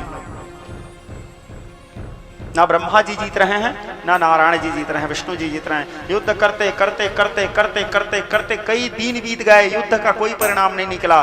तब फिर आखिरी में ब्रह्मा जी क्या किए, नारायण जी को मारने के लिए ब्रह्मास्त्र का प्रयोग करने के विचार किए, और नारायण जी ब्रह्मा जी को मारने के लिए नारायणास्त्र का प्रयोग करने का विचार किए। हालांकि देखो श्रोता समाज, ब्रह्मास्त्र कोई छोटा मोटा अस्त्र नहीं है। यदि ब्रह्मास्त्र और नारायणास्त्र दोनों आपस में कहीं चल गया, टकरा गए आपस में, पूरा अखिल विश्व ब्रह्मांड खत्म, पूरा सृष्टि उथल पुथल हो जाएगा, क्योंकि दोनों अपने आप में अमोघ अस्त्र हैं। हालांकि नारायणास्त्र फिर भी नारायणास्त्र है, नारायणास्त्र का बात ही अलग है, लेकिन ब्रह्मास्त्र भी अमोघ है। दोनों एक दूसरे को जब चलाने के लिए तत्पर हुए, आकाशवाणी हुआ। आकाशवाणी में देवादिदेव भगवान महारुद्र कहे, व्योमवाणी तदापुरा, हे ब्रह्मदेव, हे नारायण, तुम लोग अपने जड़ बुद्धि के चलते इतने बड़े अस्त्र का प्रयोग आपस में कर रहे हो, ये उचित नहीं है। ये दोनों अस्त्र के टकराने से पूरे सृष्टि का सर्वनाश हो जाएगा, दोनों अस्त्र का त्याग कर दो। तो दोनों फिर आकाशवाणी सुन करके अपने ब्रह्मास्त्र को ब्रह्मा जी अंतर ध्यान किए, और नारायण जी अपने नारायणास्त्र को अंतर ध्यान किए। दोनों अस्त्र अंतर ध्यान होने के बाद अब दोनों के बीच में फिर नॉर्मल अस्त्र शस्त्रों से युद्ध चलने लगा। युद्ध करते करते करते फिर भी युद्ध का जब कोई परिणाम नहीं निकला, तो आखिरी में ब्रह्मा जी क्या किए, भगवान नारायण के ऊपर पाशुपतास्त्र का संहान किए। शिव जी का अस्त्र है ये भी। और नारायण जी ब्रह्मा जी के ऊपर क्या किए, माहेश्वर अस्त्र का संहान किए। माहेश्वर अस्त्र, ये दोनों भी अमोघ अस्त्र हैं। अब दोनों अस्त्र आए, और जैसे दोनों अस्त्र आपस में टकराना ही चाहते थे, ये दोनों अस्त्र भी कहीं आपस में टकरा जाते तो पूरा सृष्टि का विनाश हो जाता। जैसे दोनों अस्त्र टकराना चाह ही रहे थे कि बीच में देखते ही देखते एक दिव्य ज्योतिर्लिंग प्रकट हो गए। ये अस्त्र आए इधर घुस गए, ये अस्त्र आए ये लिंग के अंदर घुस गए, दोनों अस्त्र उनके अंदर समावेश हो गए। लेकिन ये जो दिव्य लिंग था ये ज्यों के त्यों खड़ा ही था, ये ज्योतिर्मय लिंग। समझ ही नहीं आया कि यह लिंग है क्या। अब ब्रह्मा और नारायण दोनों युद्ध करना बंद किए, और युद्ध करना बंद करके आके लिंग को चारों तरफ घूम घूम के देखे, छू छू के देखे, बोले क्या है, क्या है, क्या है। चारों तरफ देखे, समझ ही नहीं आया है क्या। बोले कहाँ से निकला है, ऊपर देखे तो कहाँ तक गया है वो भी पता नहीं, नीचे देखे तो कहाँ तक गया है वो भी पता नहीं, दोनों का दिमाग काम नहीं किया है क्या। तो ब्रह्मा जी और नारायण जी आपस में चर्चा किए। ब्रह्मा जी नारायण जी को बोले एक काम करते हैं, हम दोनों में बड़े कौन है और छोटे कौन है भी डिसाइड हो जाएगा। बोले एक काम करो नारायण जी, तुम नीचे जाओ, पता करो कि ये लिंग निकला कहाँ से है, तुम इसके शुरुआत को खोज लो। यदि तुम इसके आरंभ को खोज लिए तो तुम बड़े, अब मैं इसके ऊपर खोजने जाता हूँ। मैं यदि इसके अंत को पा गया, कहाँ ये जाकर के खत्म हुआ है, अंत हुआ है, तो मैं बड़ा। तो जो खोज कर लिया वो, जैसे मैं खोज कर लिया अंत का, तो तुम मेरे को अपने से बड़े मान करके तुम मेरा प्रणाम करना, और यदि तुम प्रारंभ को खोज लिए तो मैं तुमको अपने से बड़े मान करके मैं तुमको अपना प्रणाम करूंगा। हो जाएगा कौन छोटा है कौन बड़ा है, हम दोनों में श्रेष्ठ कौन है। बोले ठीक है। नारायण जी गरुड़ में आरूढ़ हुए और नीचे जाने लगे, ब्रह्मा जी हंस में आरूढ़ हुए ऊपर जाने लगे। ऊपर जाते जाते जाते जाते ब्रह्मा जी कई हजार वर्ष बीत गए, कई हजार वर्ष, फिर भी वो नारायण जी वो जो लिंग था उसके अंत को नहीं पाए। अब नारायण जी भी नीचे जाते जाते कई हजार वर्ष बीत गए, लेकिन वो लिंग निकला कहाँ से है, नारायण जी भी अंत नहीं पाए। तो फिर आखिरी में विचार किए, बोले अब नारायण जी क्या है, परम बुद्धिमान है। नारायण जी बोले ये कोई साधारण लिंग नहीं है, ये देवादिदेव भगवान वैराग्य ब्रह्म सदाशिव का कोई लीला है, मैं इसको नहीं समझ पाऊंगा, क्योंकि शिव को ऐसे भी कौन समझ सकता है। नारायण जी विचार किए, वहीं पे प्रणाम किए, बोले मैं नहीं जा पाऊंगा भाई आखिरी तक, अब और कितना अंदर जाऊंगा, इतना नीचे आ गया, अभी तक जहाँ तक आया हूँ इसके आरंभ को पाया ही नहीं, शुरू कहाँ से है। नारायण जी हार मान गए और बड़े श्रद्धा से हार मान करके शिव जी को प्रणाम करके जिस स्थान में युद्ध हुआ था उस स्थान में आ गए। अब ब्रह्मा जी ऊपर जाते रहे, जाते जाते जाते जाते जाते ब्रह्मा जी भी अंत को नहीं पाए थे, लेकिन ब्रह्मा जी क्या बड़ा चालाक मामन बुद्धि लगाए हैं। अब ऊपर से क्या है, केतकी का फूल गिर रहा था, केतकी का पुष्प, केतकी के पुष्प गिर रहा था। तो ब्रह्मा जी उस केतकी के पुष्प को रोके, बोले रुको भैया केतकी। केतकी बोले क्या बात है? तो बोले ये बताओ तुम कहाँ से आ रहे हो? बोले बहुत ऊपर से आ रहा हूँ। बोले कितने दिनों से आ रहे हो? बोले 10,000 वर्ष हो गया। ब्रह्मा जी का दिमाग खराब हो गया, बोले 10,000 तो मेरे को हो रहा है, खोजते खोजते यहाँ तक आया हूँ, अभी तक इस लिंग का अंत नहीं पाया हूँ। अरे फूल भी बोल रहा है 10,000 साल से गिर रहा हूँ। तो बोले तुम जहाँ से गिर रहे हो तो 10,000 साल तो तुमको हो गया, मेरा 10,000 तुम्हारा 10,000 यानी 20,000 दोनों जुड़ के। तो ये लिंग कहाँ तक गया है देखे हो क्या? वो फूल बोलता है केतकी पुष्प, मैं जहाँ से गिर रहा हूँ मैं भी इस लिंग को ही देखते आ रहा हूँ, लेकिन इसके अंत को तो मैं भी नहीं देखा हूँ। बोले ब्रह्मा जी बोले अरे बाप रे 20,000 तो यही हो गए, इस लिंग का अंत नहीं हुआ, तो और ऊपर कितना होगा? तो इस लिंग का अंत होगा। केतकी को बोले केतकी तुम मेरे एक काम करोगे? केतकी बोले क्या काम? बोले मेरे नाम से तुम एक झूठ बोल देना। बोले क्या झूठ? बोले मैं तुमको लेके नारायण के पास जाता हूँ, नारायण को बोलूंगा कि शिवलिंग के सबसे ऊपर में ये फूल चढ़ा था और वहीं से मैं तुमको लेके आ रहा हूँ, यानी मैं अंत को ढूंढ लिया, ऐसे नारायण को बोलूंगा। और तुमको जब नारायण पूछेंगे हाँ केतकी अंत ढूंढा है ब्रह्मा, तुमको ऊपर से लाया है इनके सिर से, तो तुम हाँ बोल देना। बोले ऐसे मैं झूठ बोलूंगा तो झूठ बोलना तो पाप है, मैं झूठ बोलूंगा तो मेरे को पाप नहीं लगेगा। तो ब्रह्मा जी बोले यदि तुम मेरे नाम से झूठ बोल दिए ना केतकी, तो मैं तुमको वचन देता हूँ, मैं तुमको यज्ञ में भाग दिलाऊंगा। बड़े बड़े जितने भी यज्ञ होंगे अनुष्ठान होंगे उसमें मैं तुम्हारा होना अनिवार्य कर दूंगा। बोले बिना केतकी पुष्प के कोई भी पूजा नहीं होगा, ऐसे विधान बना दूंगा मैं। दूसरा तुमको देवत्व प्रदान कर दूंगा, जैसे इंद्र वरुण कुबेर का पूजा होता है वैसे केतकी फूल का भी पूजा होगा, तुमको सब देवता मानेंगे। अब केतकी पुष्प को भी लालच आ गया, देवता बड़ा आदमी बनने का लालच किसको नहीं रहता, केतकी को भी लालच आ गया। केतकी बोला ठीक है चलो। अब केतकी पुष्प को लेके आए ब्रह्मा जी, नारायण जी को बोले क्यों नारायण तुमने आरंभ को ढूंढा? नारायण जी सही के सही बोल दिया, क्योंकि नारायण जी तो परम सत्यवादी हैं। सत्यव्रतम सत्य संगम सत्य नारायण हरिम यत् सत्येन जगत सत्यम सत्यम त्वं प्रणमाम्यहम। सत्य के स्वरूप ही है भगवान नारायण। श्रीमद् भागवत महापुराण प्रथम स्कंद पूर्वार्ध प्रथम श्लोक में ही महर्षि वेदव्यास जी लिखे हैं, क्या लिखे हैं? जन्मांधस्वतन्म्यादतः रतश्चार्थ विज्ञः स्वराटेन ब्रह्मार्दयादि कवये यत्सूरतिमयः तेजो वारिवृथा मया विनिमयो यत्र सर्गं वृषाः धाम्ना स्वेनेनिरस्तु कुहुकं सत्यं परम धीमहि। सत्य स्वरूप माना गया है भगवान नारायण जी को। तो नारायण जी कभी झूठ बोलते ही नहीं है। तो नारायण जी को बोले कि नारायण ये तुम खोज किए क्या? नारायण जी बोले नहीं ब्रह्मा जी मैं नहीं खोज पाया, सही को सही बता दिए। बोले तुम हार मानते हो? बोले हाँ मैं हार मानता हूँ। बोले ठीक। बोले आप ढूंढे क्या ब्रह्मा जी? बोले हाँ ब्रह्मा जी वो पूरा आखिरी तक गया था, मैं उसके मुंडी के ऊपर से फूल लेके आया हूँ, केतकी पुष्प ऊपर में चढ़ा था, मैं अंत को ढूंढ लिया। भगवान नारायण बोले हाँ केतकी ब्रह्मा जी अंत को ढूंढे? तो केतकी बोलता हाँ हाँ मैं ऊपर में था, मेरे को ऊपर से उतार के ला रहे हैं। नारायण जी फिर बोले ठीक है ब्रह्मा आप मेरे से ज्यादा बड़े हो, क्योंकि आप अंत को ढूंढ लिए, आप मेरे से श्रेष्ठ हो। बोले प्रणाम करो। बोले ठीक है। अब नारायण जी बड़े सहजता के साथ ब्रह्मा जी को प्रणाम करने के लिए झुक रहे थे। जैसे नारायण जी झुकने वाले ही थे न महादेव से नहीं रहा गया, क्योंकि महादेव नारायण को किसी के सामने झुकने थे नहीं देख सकते, प्रेम करते हो नारायण से। जैसे झुकते देखे नारायण जी से भगवान महादेव से नहीं रहा गया। वो जो शिवलिंग प्रकट हुआ था उसके अंदर से देखते ही देखते अत्यंत विचित्र भयावह अत्यंत प्रचंड भगवान महारुद्र स्वरूप धारण करके प्रकट हुए। भयावह स्वरूप ज्वलंतम पिंगल जटा शिखामध्योतसादृढं वृषस्कंद समारूढं ममादेहार्धजारकं ममृतेनात्मृतं शान्तं यज्ञभोगसमन्वितं यज्ञदेवता समायुक्तं सुरासुर नमस्कृतं नित्यं च शाश्वतं शुद्धं ध्रुवमक्षरमव्ययम्। अत्यंत क्रोध में थे भगवान महादेव, महारुद्र के स्वरूप में थे। उनके पूरे भुजा पूरे शरीर पूरे जटाक्लाप कंपायमान हो रहे थे। ओम नमो भगवते सदाशिवाय सकल तत्वात्मकाय सकल तत्व विरहाय सकल लोकाय कत्राय सकल लोकाय भत्राय सकल लोकाय कत्राय सकल लोकाय साक्षणाय सकल निगम गुह्याय सकल वरप्रदाय सकल दुरित भंजनाय सकल जगत भयंकराय सशंक शेखराय शाश्वत निजाभासाय रूढ़ाय रूपमाय निष्प्रपंचाय निष्कलंकाय निर्द्वंदाय नित्य शुद्ध बुद्ध परिपूर्ण सच्चिदानंद द्वंदात्मकाय परम शांत प्रकाश तेजोमय स्वरूपाय। जय जय महारुद्र महारुद्र भद्रावतार दुखा प्रदान काल भैरव कपाल भैरव कल्पांत भैरव खट्वांग खड़ग चर्म पाशांकुश डमरू शूल भिंदी मुसल मुद्गर पट्टिस भीषण कर शास्त्र कर दृष्टा कराल विकट टाटहास विस्फारित मंडल ब्रह्मांड मंडल नागेंद्र हार नागेंद्र वलय चनम प्रत्यंजय त्र्यंबक त्रिपुरांतक विश्वस्व विश्वतोमुख सर्वतो रक्ष रक्ष माम ज्वल ज्वल त्र्यंबक सदा शिव नमस्ते नमस्ते नमस्ते। देखते ही देखते भगवान विचित्र रूप धारण किए महादेव महारुद्र के रूप में खड़े हुए और खड़े होकर के अपने भाव को ताने क्रोध में, जैसे भ्रुकुटी को ताने, भ्रुकुटी से एक भयानक विचित्र अत्यंत काले रंग के पुरुष प्रकट हुए जो कहलाए काल भैरव। भगवान महारुद्र के भ्रुकुटी से काल भैरव को जन्म दिए। काल भैरव से कहे काल भैरव जाकर के ब्रह्मा को वध करो, ये मेरे नारायण से झूठ बोला है और वो भी मेरे विषय में इसने झूठ कहा है, इसके वध करो, इसके प्राण ले लो। काल भैरव पास शूल डंक पास दंड बाण वादि मोचनम यम यम यम यक्ष रूपम दश दिशि वसनम भूमि कंपायमानम।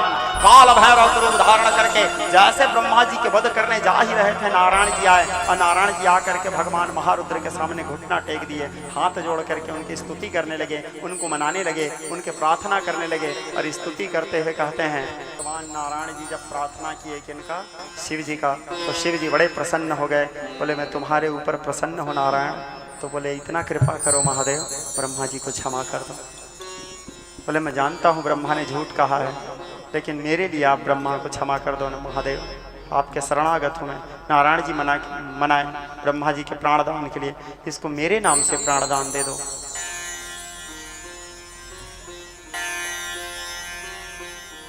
भगवान महादेव बोले लेकिन मैं ब्रह्मा के वध करने के लिए काल भैरव को प्रकट कर चुका हूँ, और यदि एक बार मैं अपने अभिष्ट कार्य को करने के लिए संकल्प कर लिया तो फिर वो कार्य नहीं रुका जा सकता। नारायण काल भैरव प्रकट हो चुके हैं ब्रह्मा के वध के लिए।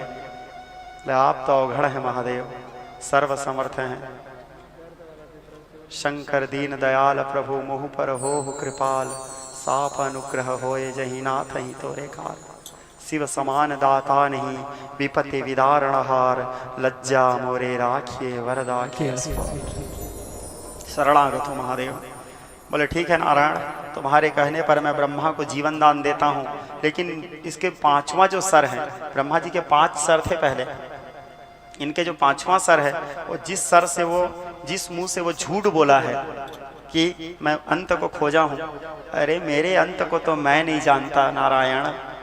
भगवान महादेव कहे मेरे अंत को तो मैं स्वयं नहीं जानता, तो ब्रह्मा कहाँ से मेरे अंत को जान पाएगा। दूसरा मेरा आरंभ को भी मैं स्वयं नहीं जानता। क्यों? क्योंकि मैं सत्य सनातन नादि पुरुष, मैं सत्य सनातन सत्ता हूँ, मैं अखिल विश्व की सृष्टि हूँ, मैं मनुज हृदय की श्रद्धा हूँ। जब सत्य जागता है मुझ में तब सतयुग नाम धराता हूँ, जब राम प्रकट हो जाते हैं तब त्रेता युग कहलाता हूँ, जब न्याय धर्म की इच्छा हो तब द्वापर युग कहलाता हूँ, जब काम क्रोध मद लोभ जगे तब कली काल कहलाता हूँ। मेरे आरंभ और अंत को तो स्वयं मैं नहीं जानता, तो ये ब्रह्मा कहाँ से जानेगा। इसने असत्य का सहारा लिया है और असत्य के सहारा लिया है तुमको अपने चरणों में झुकाने के लिए।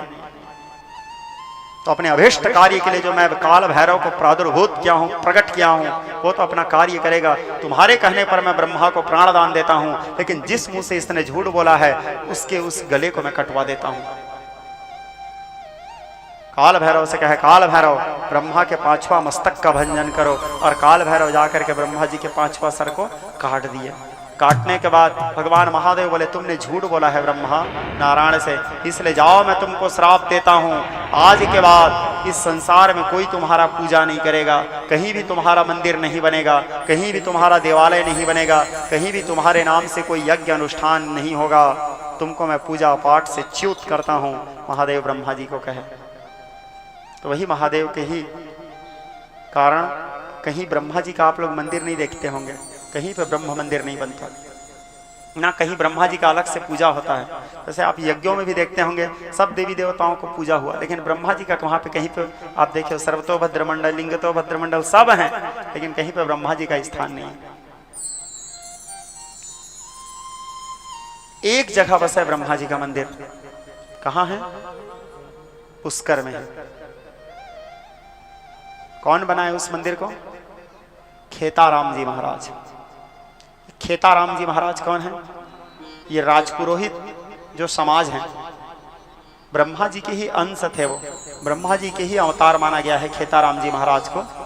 तो ब्रह्मा जी, जिसको खेतेश्वर महाराज भी बोलते हैं, तो खेताराम महाराज ब्रह्मा जी के ही अंश थे। तो खेताराम महाराज देखे उस काल में राजपुरोहित समाज जो थे वो लोग ब्रह्मत्व उनका नष्ट हो गया था, अनेक प्रकार के काम क्रोध मद लोभ में विलीन हो चुके थे और राज पुरोहित समाज ब्रह्मत्व को नष्ट हो रहे थे। तो सब के अंदर ब्रह्मत्व को जागृत करने के लिए पुनः वो ब्रह्मा जी के मंदिर का निर्माण किए और उसमें ब्रह्मा जी के मंदिर का प्राण प्रतिष्ठा किए। कई साल तक के वो भगवान ब्रह्मा जी के तपस्या करके ब्रह्मा जी को प्रसन्न किए, फिर महादेव के तपस्या किए, महादेव को प्रसन्न किए और महादेव को प्रसन्न करने के बाद महादेव के कृपा से ब्रह्मा जी और महादेव के कृपा कटाक्ष से वो ब्रह्मा जी का दिव्य मंदिर के निर्माण किए। कहाँ?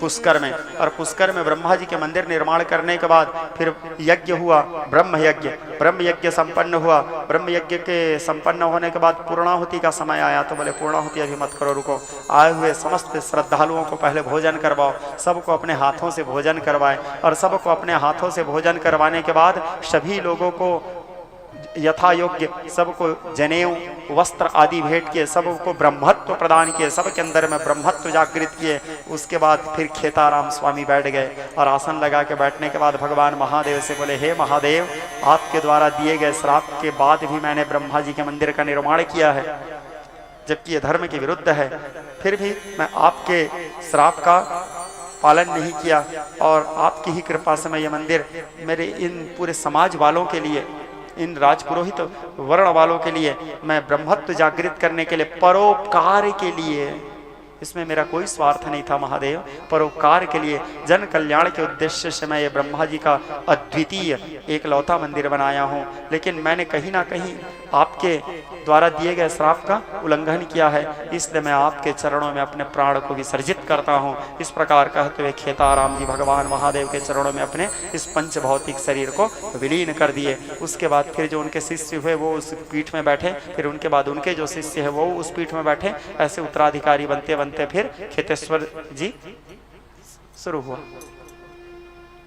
तो ब्रह्मा जी को श्राप दिए, दूसरा ब्रह्मा जी की मुंडी काट दिए। अब फिर ब्रह्मा जी क्षमा मांगे, क्षमा मांगने के बाद भगवान नारायण जी बोले, अब केतकी पुष्प का पारी। केतकी पुष्प भी झूठ बोला है, इधर आ केतकी बोले महादेव, केतकी को बोले, केतकी तू ब्रह्मा के साथ देने के लिए स्वार्थ के वशीभूत होकर तूने झूठ कहा है, इसलिए मैं तेरे को भी श्राप देता हूँ। आज के बाद तेरे पुष्प को मेरे ऊपर नहीं चढ़ाया जाएगा, मेरे किसी भी पूजा में केतकी पुष्प का उपयोग नहीं किया जाएगा, और जो व्यक्ति मेरे ऊपर केतकी पुष्प चढ़ाएगा उसको ब्रह्म हत्या का पाप लगेगा। इसलिए केतकी पुष्प को महादेव में नहीं चढ़ाया जाता, कभी भी केतकी फूल शिव जी में नहीं चढ़ाया जाता। केतकी पुष्प जानते हो ना आप? ये गूगल का जमाना है जी, सर्च कर लेना है, वहाँ सब दिख जाता है। केतकी पुष्प को शिव जी में निषिद्ध माना गया है, शिव जी में केतकी पुष्प को नहीं चढ़ाया जाता। केतकी को भगवान महादेव श्राप दिए। तो फिर नारायण जी केतकी के लिए भी मनाए, किनको? शिव जी को। बोले, भोले बाबा आप कुछ कृपा कर दो, केतकी भी अब जो भी हो प्रभु क्षमा कर दो, मैं शरणागत। नारायण जी क्या है, सबका भला सोचते हैं।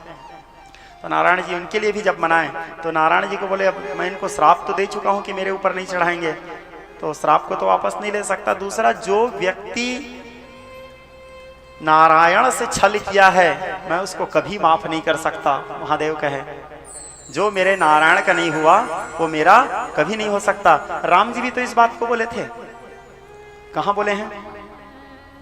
जिस दिन राम जी गद्दी बैठे, याद करो आप लोग, उत्तरकांड की कथा है। गद्दी बैठे, गद्दी बैठते ही राम जी क्या घोषणा किए?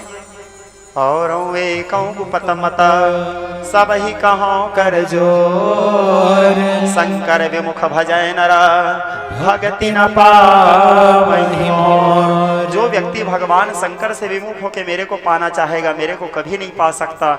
मेरे को पाना है तो शिव का भजन करो, और शिव जी कहते हैं मेरे को पाना है तो नारायण का भजन करो। शिव जी को प्राप्ति के, शिव जी से पाने की इच्छा है, शिव जी से प्रेम करने की इच्छा है, नहीं मिल रहा है तो नारायण जी को मनाओ, तो सेट करवा देंगे शिव जी को आपके लिए, ठीक है।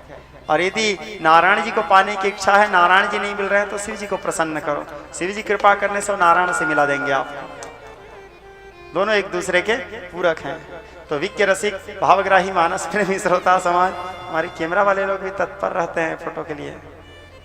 ठीक है, जरूरी है, ठीक है, लिखी चलो जी, उसके बाद बोलेंगे।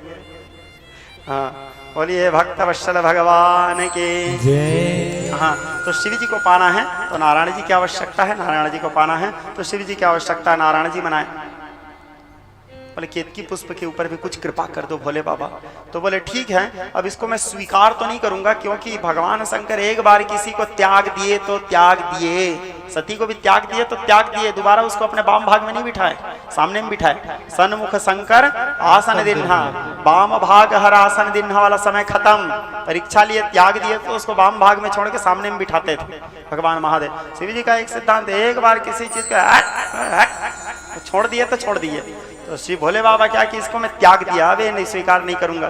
तो नारायण जी बोले मैं मना रहा हूँ प्रभु। बोले ठीक है, अब तुम मना रहे हो तो इसको मेरे मंदिर में चढ़ाने का अनुमति दे सकता हूँ। जहाँ भी मेरे यज्ञ होता है या जहाँ भी मेरे मंदिर है, उस मंदिरों में सजाने का काम कर सकते हैं इस फूल को।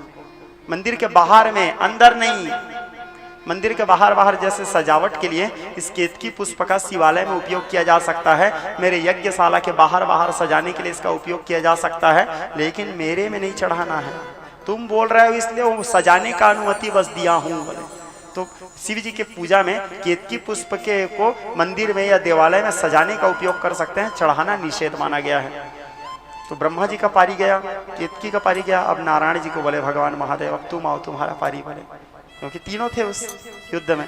बोले नारायण तुमने सत्य का साथ दिया है, दूसरा तुमने सत्य कहा है, नहीं खोज पाए तो नहीं खोज पाया, हार मान गए तो हार मान गए, दूसरा।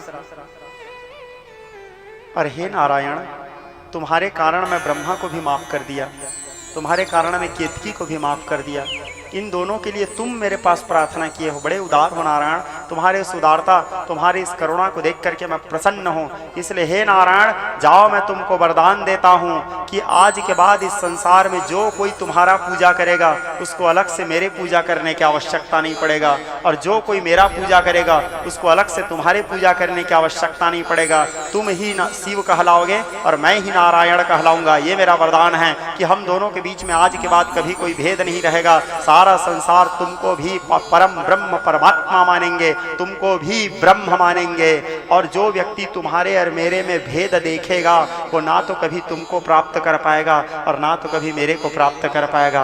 ऐसे वरदान देवादिदेव सर्वेश्वर भगवान महारुद्र नारायण जी को प्रदान किए। प्रदान करने के बाद फिर ब्रह्मा जी अपने स्थान चले गए। उसके बाद फिर ब्रह्मा जी को नारायण जी बुलाया, बोले इधर आओ ब्रह्मा। बोले लिंग प्रकट हुआ है, इसका पूजा करेंगे। और ये लिंग प्रकट जो हुआ था वो स्थान कौन सा स्थान है? अरुणाचल। अरुणाचल जानते हो ना? तो उसी अरुणाचल में ही वही ब्रह्मा जी और नारायण जी का युद्ध हुआ था। उसी अरुणाचल में वो यही दिव्य जो लिंग प्रकट हुए थे। और जिस दिन प्रकट हुए थे वो कौन सा दिन था? शिवरात्रि का दिन था। फाल्गुन महीना कृष्ण पक्ष त्रयोदशी प्रदोष व्रत पड़ा हुआ था, शिवरात्रि का दिन था, जिस दिन शिवलिंग ब्रह्मा जी और नारायण जी के बीच में प्रकट हुए। फिर जब उसको प्रार्थना किए तब वो सौम्य रूप धारण किए, छोटे से रूप बने। तो सबसे पहले उस लिंग की पूजा करवाने वाले कौन हुए? पहला पंडित ब्रह्मा जी, और पहला जजमान कौन? विष्णु जी। नारायण जी बैठ के पूजा किए और ब्रह्मा जी पूजा करवाए। फिर शिव जी के पूजा आरंभ हुआ। भगवान देवादिदेव महादेव के पूजा किए, आराधना किए, और फिर शिव जी और ब्रह्मा जी दोनों मिलकर के शिव जी के प्रार्थना करने लगे। इस प्रकार भगवान ब्रह्मा जी और भगवान शंकर दोनों मिलकर, भगवान ब्रह्मा जी और भगवान नारायण दोनों मिलकर के भगवान शंकर की उपासना किए, भगवान शंकर की पूजा किए, भगवान शंकर की आराधना किए। और पूजा करने के उपरांत, पूजा करने के बाद भगवान शंकर प्रसन्न हो गए, और प्रसन्न होकर के ब्रह्मा जी और नारायण जी दोनों से कहे कि हे नारायण, हे ब्रह्मदेव, मैं तुम दोनों के ऊपर प्रसन्न हूँ। आज तुम दोनों ने मिलकर इस शिवलिंग का पूजा किया। जो व्यक्ति आज के बाद, आज के दिन, शिवरात्रि का दिन था, तो भगवान महादेव बोले जो व्यक्ति आज के बाद, आज के दिन मेरे शिवलिंग का पूजा करेगा, जो मेले में जल तर्पण करेगा, जो जल चढ़ाएगा वो व्यक्ति, और जो मेरे लिए आज के दिन रात्रि जागरण करेगा, पूरा रात भर जगेगा, जो शिवरात्रि के दिन नहीं सोना चाहिए। और शिवरात्रि का सही नियम भी यह है कि रात को पूजा करना चाहिए, क्योंकि शिव दिवस नहीं, शिवरात्रि है उसका नाम, रात्रि पूजा का विधान है। स्पष्ट ज्योतिष में पंचांग में लिखे रहता है निशीत काल में शिव पूजन, हालांकि आप कोई भी समय पूजा कर सकते हो, हर समय पूजा, शिवरात्रि दिन तो पूरा 24 घंटा शिव जी को प्रिय है, लेकिन विशेष रात्रि काल में पूजा का विशेष महत्व है। तो जो व्यक्ति आज के दिन रात्रि जागरण करेगा, जो आज के दिन निर्जला उपवास रह करके मेरे में बिल्व पत्र आदि समर्पित करेगा, जल चढ़ाएगा, जो आज के दिन मेरे में दीप दान करेगा, या जो आज के दिन मेरे लिए जागरण करेगा, जो आज के दिन मेरे लिए जगेगा, वो व्यक्ति मेरे को मेरे कार्तिकेय के समान प्रिय हो जाएगा। जैसे मैं कार्तिक, शिव जी अपने सभी पुत्रों में सबसे ज़्यादा प्रेम किनसे करते हैं? कार्तिक से करते हैं। वो मेरे लिए कार्तिक के समान प्रिय होगा, कार्तिक के समान वो मेरे लिए मेरा पुत्र कहलाएगा। भगवान महादेव बोले, जो सुहागन स्त्री आज के दिन मेरा पूजा करेंगे उसके सुहाग अखंड रहेगा। जो कुंवारी कन्या आज के दिन मेरा पूजा करेंगे उसको उनके यथा योग्य मन भावन पति प्राप्त होंगे। जो निर्धन व्यक्ति आज के दिन मेरा पूजा करेगा वो धनवान हो जाएगा, और जो अभागा व्यक्ति आज के दिन मेरा पूजा करेगा वो भाग्यशाली हो जाएगा।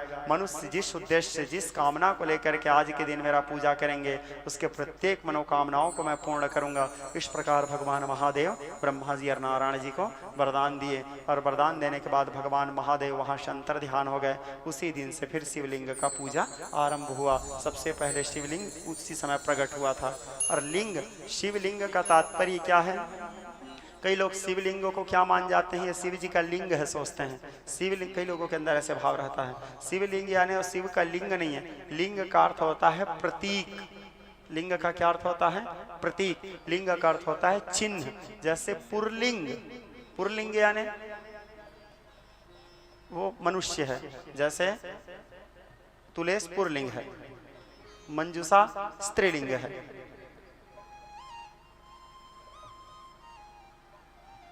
घंटी नपुंसक लिंग है, तकिया नपुंसक लिंग है, जड़ वस्तु में आता है।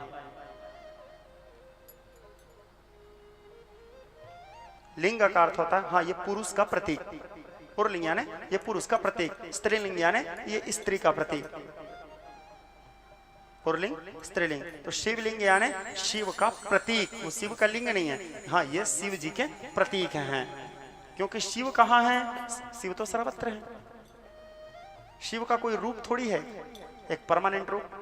शिव तो सर्वत्र हैं, सब जगह व्याप्त हैं। अखिल विश्व ब्रह्मांड में कण कण में शिव हैं। ये लाइट भी शिव है, मैं भी शिव हूँ, तुम भी शिव हो, ये तबला भी शिव है, ये पीछे का स्टेज भी शिव है, ये व्यासपीठ भी शिव है, हम सब शिव हैं। शिव तो सर्वत्र हैं। हवा, पवन, पानी, जल, आकाश, अंतरिक्ष सब शिव हैं। तो अब सबका कैसे पूजा करोगे आप? सबका कैसे पूजा करोगे? जैसे ये चादर भी शिव जी है, सब शिव हैं, तो चादर को रख के पूजा करोगे क्या? जो हवा बह रहा है हमारे सामने, जिसको हम ग्रहण कर रहे हैं, ले रहे हैं श्वास, ये भी शिव है, वायु भी शिव है। तो उस वायु का कैसे पूजा करोगे? प्रतीक चाहिए उसकी पूजा करने के लिए। तो शिवलिंग यानी जो शिव का प्रतीक चिन्ह है, यानी हम उसका पूजा करते हैं। तो शिवलिंग यानी वो शिव जी का लिंग नहीं, शिव जी के प्रतीक चिन्ह है। जैसे पुरलिंग यानी वो पुरुष का प्रतीक है, स्त्रीलिंग यानी स्त्री का प्रतीक है, बस शिवलिंग यानी ये शिव का प्रतीक है, शिव जी के प्रतीक है। कौन? शिवलिंग। तो हम उसका उपासना करते हैं, यह है शिवलिंग का अर्थ। दूसरी चीज और समझिए, तो यहाँ पर श्री सूत जी महाराज से सौनक आदि ऋषि पूछे कि हे सूत जी महाराज, शिवलिंग का पूजा कैसे किया जाता है, कैसे करना चाहिए शिवलिंग का पूजा? तो सूत जी महाराज बोले, शिवलिंग के पूजा का कोई विशेष विधान नहीं है, जो जैसे चाहे पूजा कर सकते हैं महादेव का।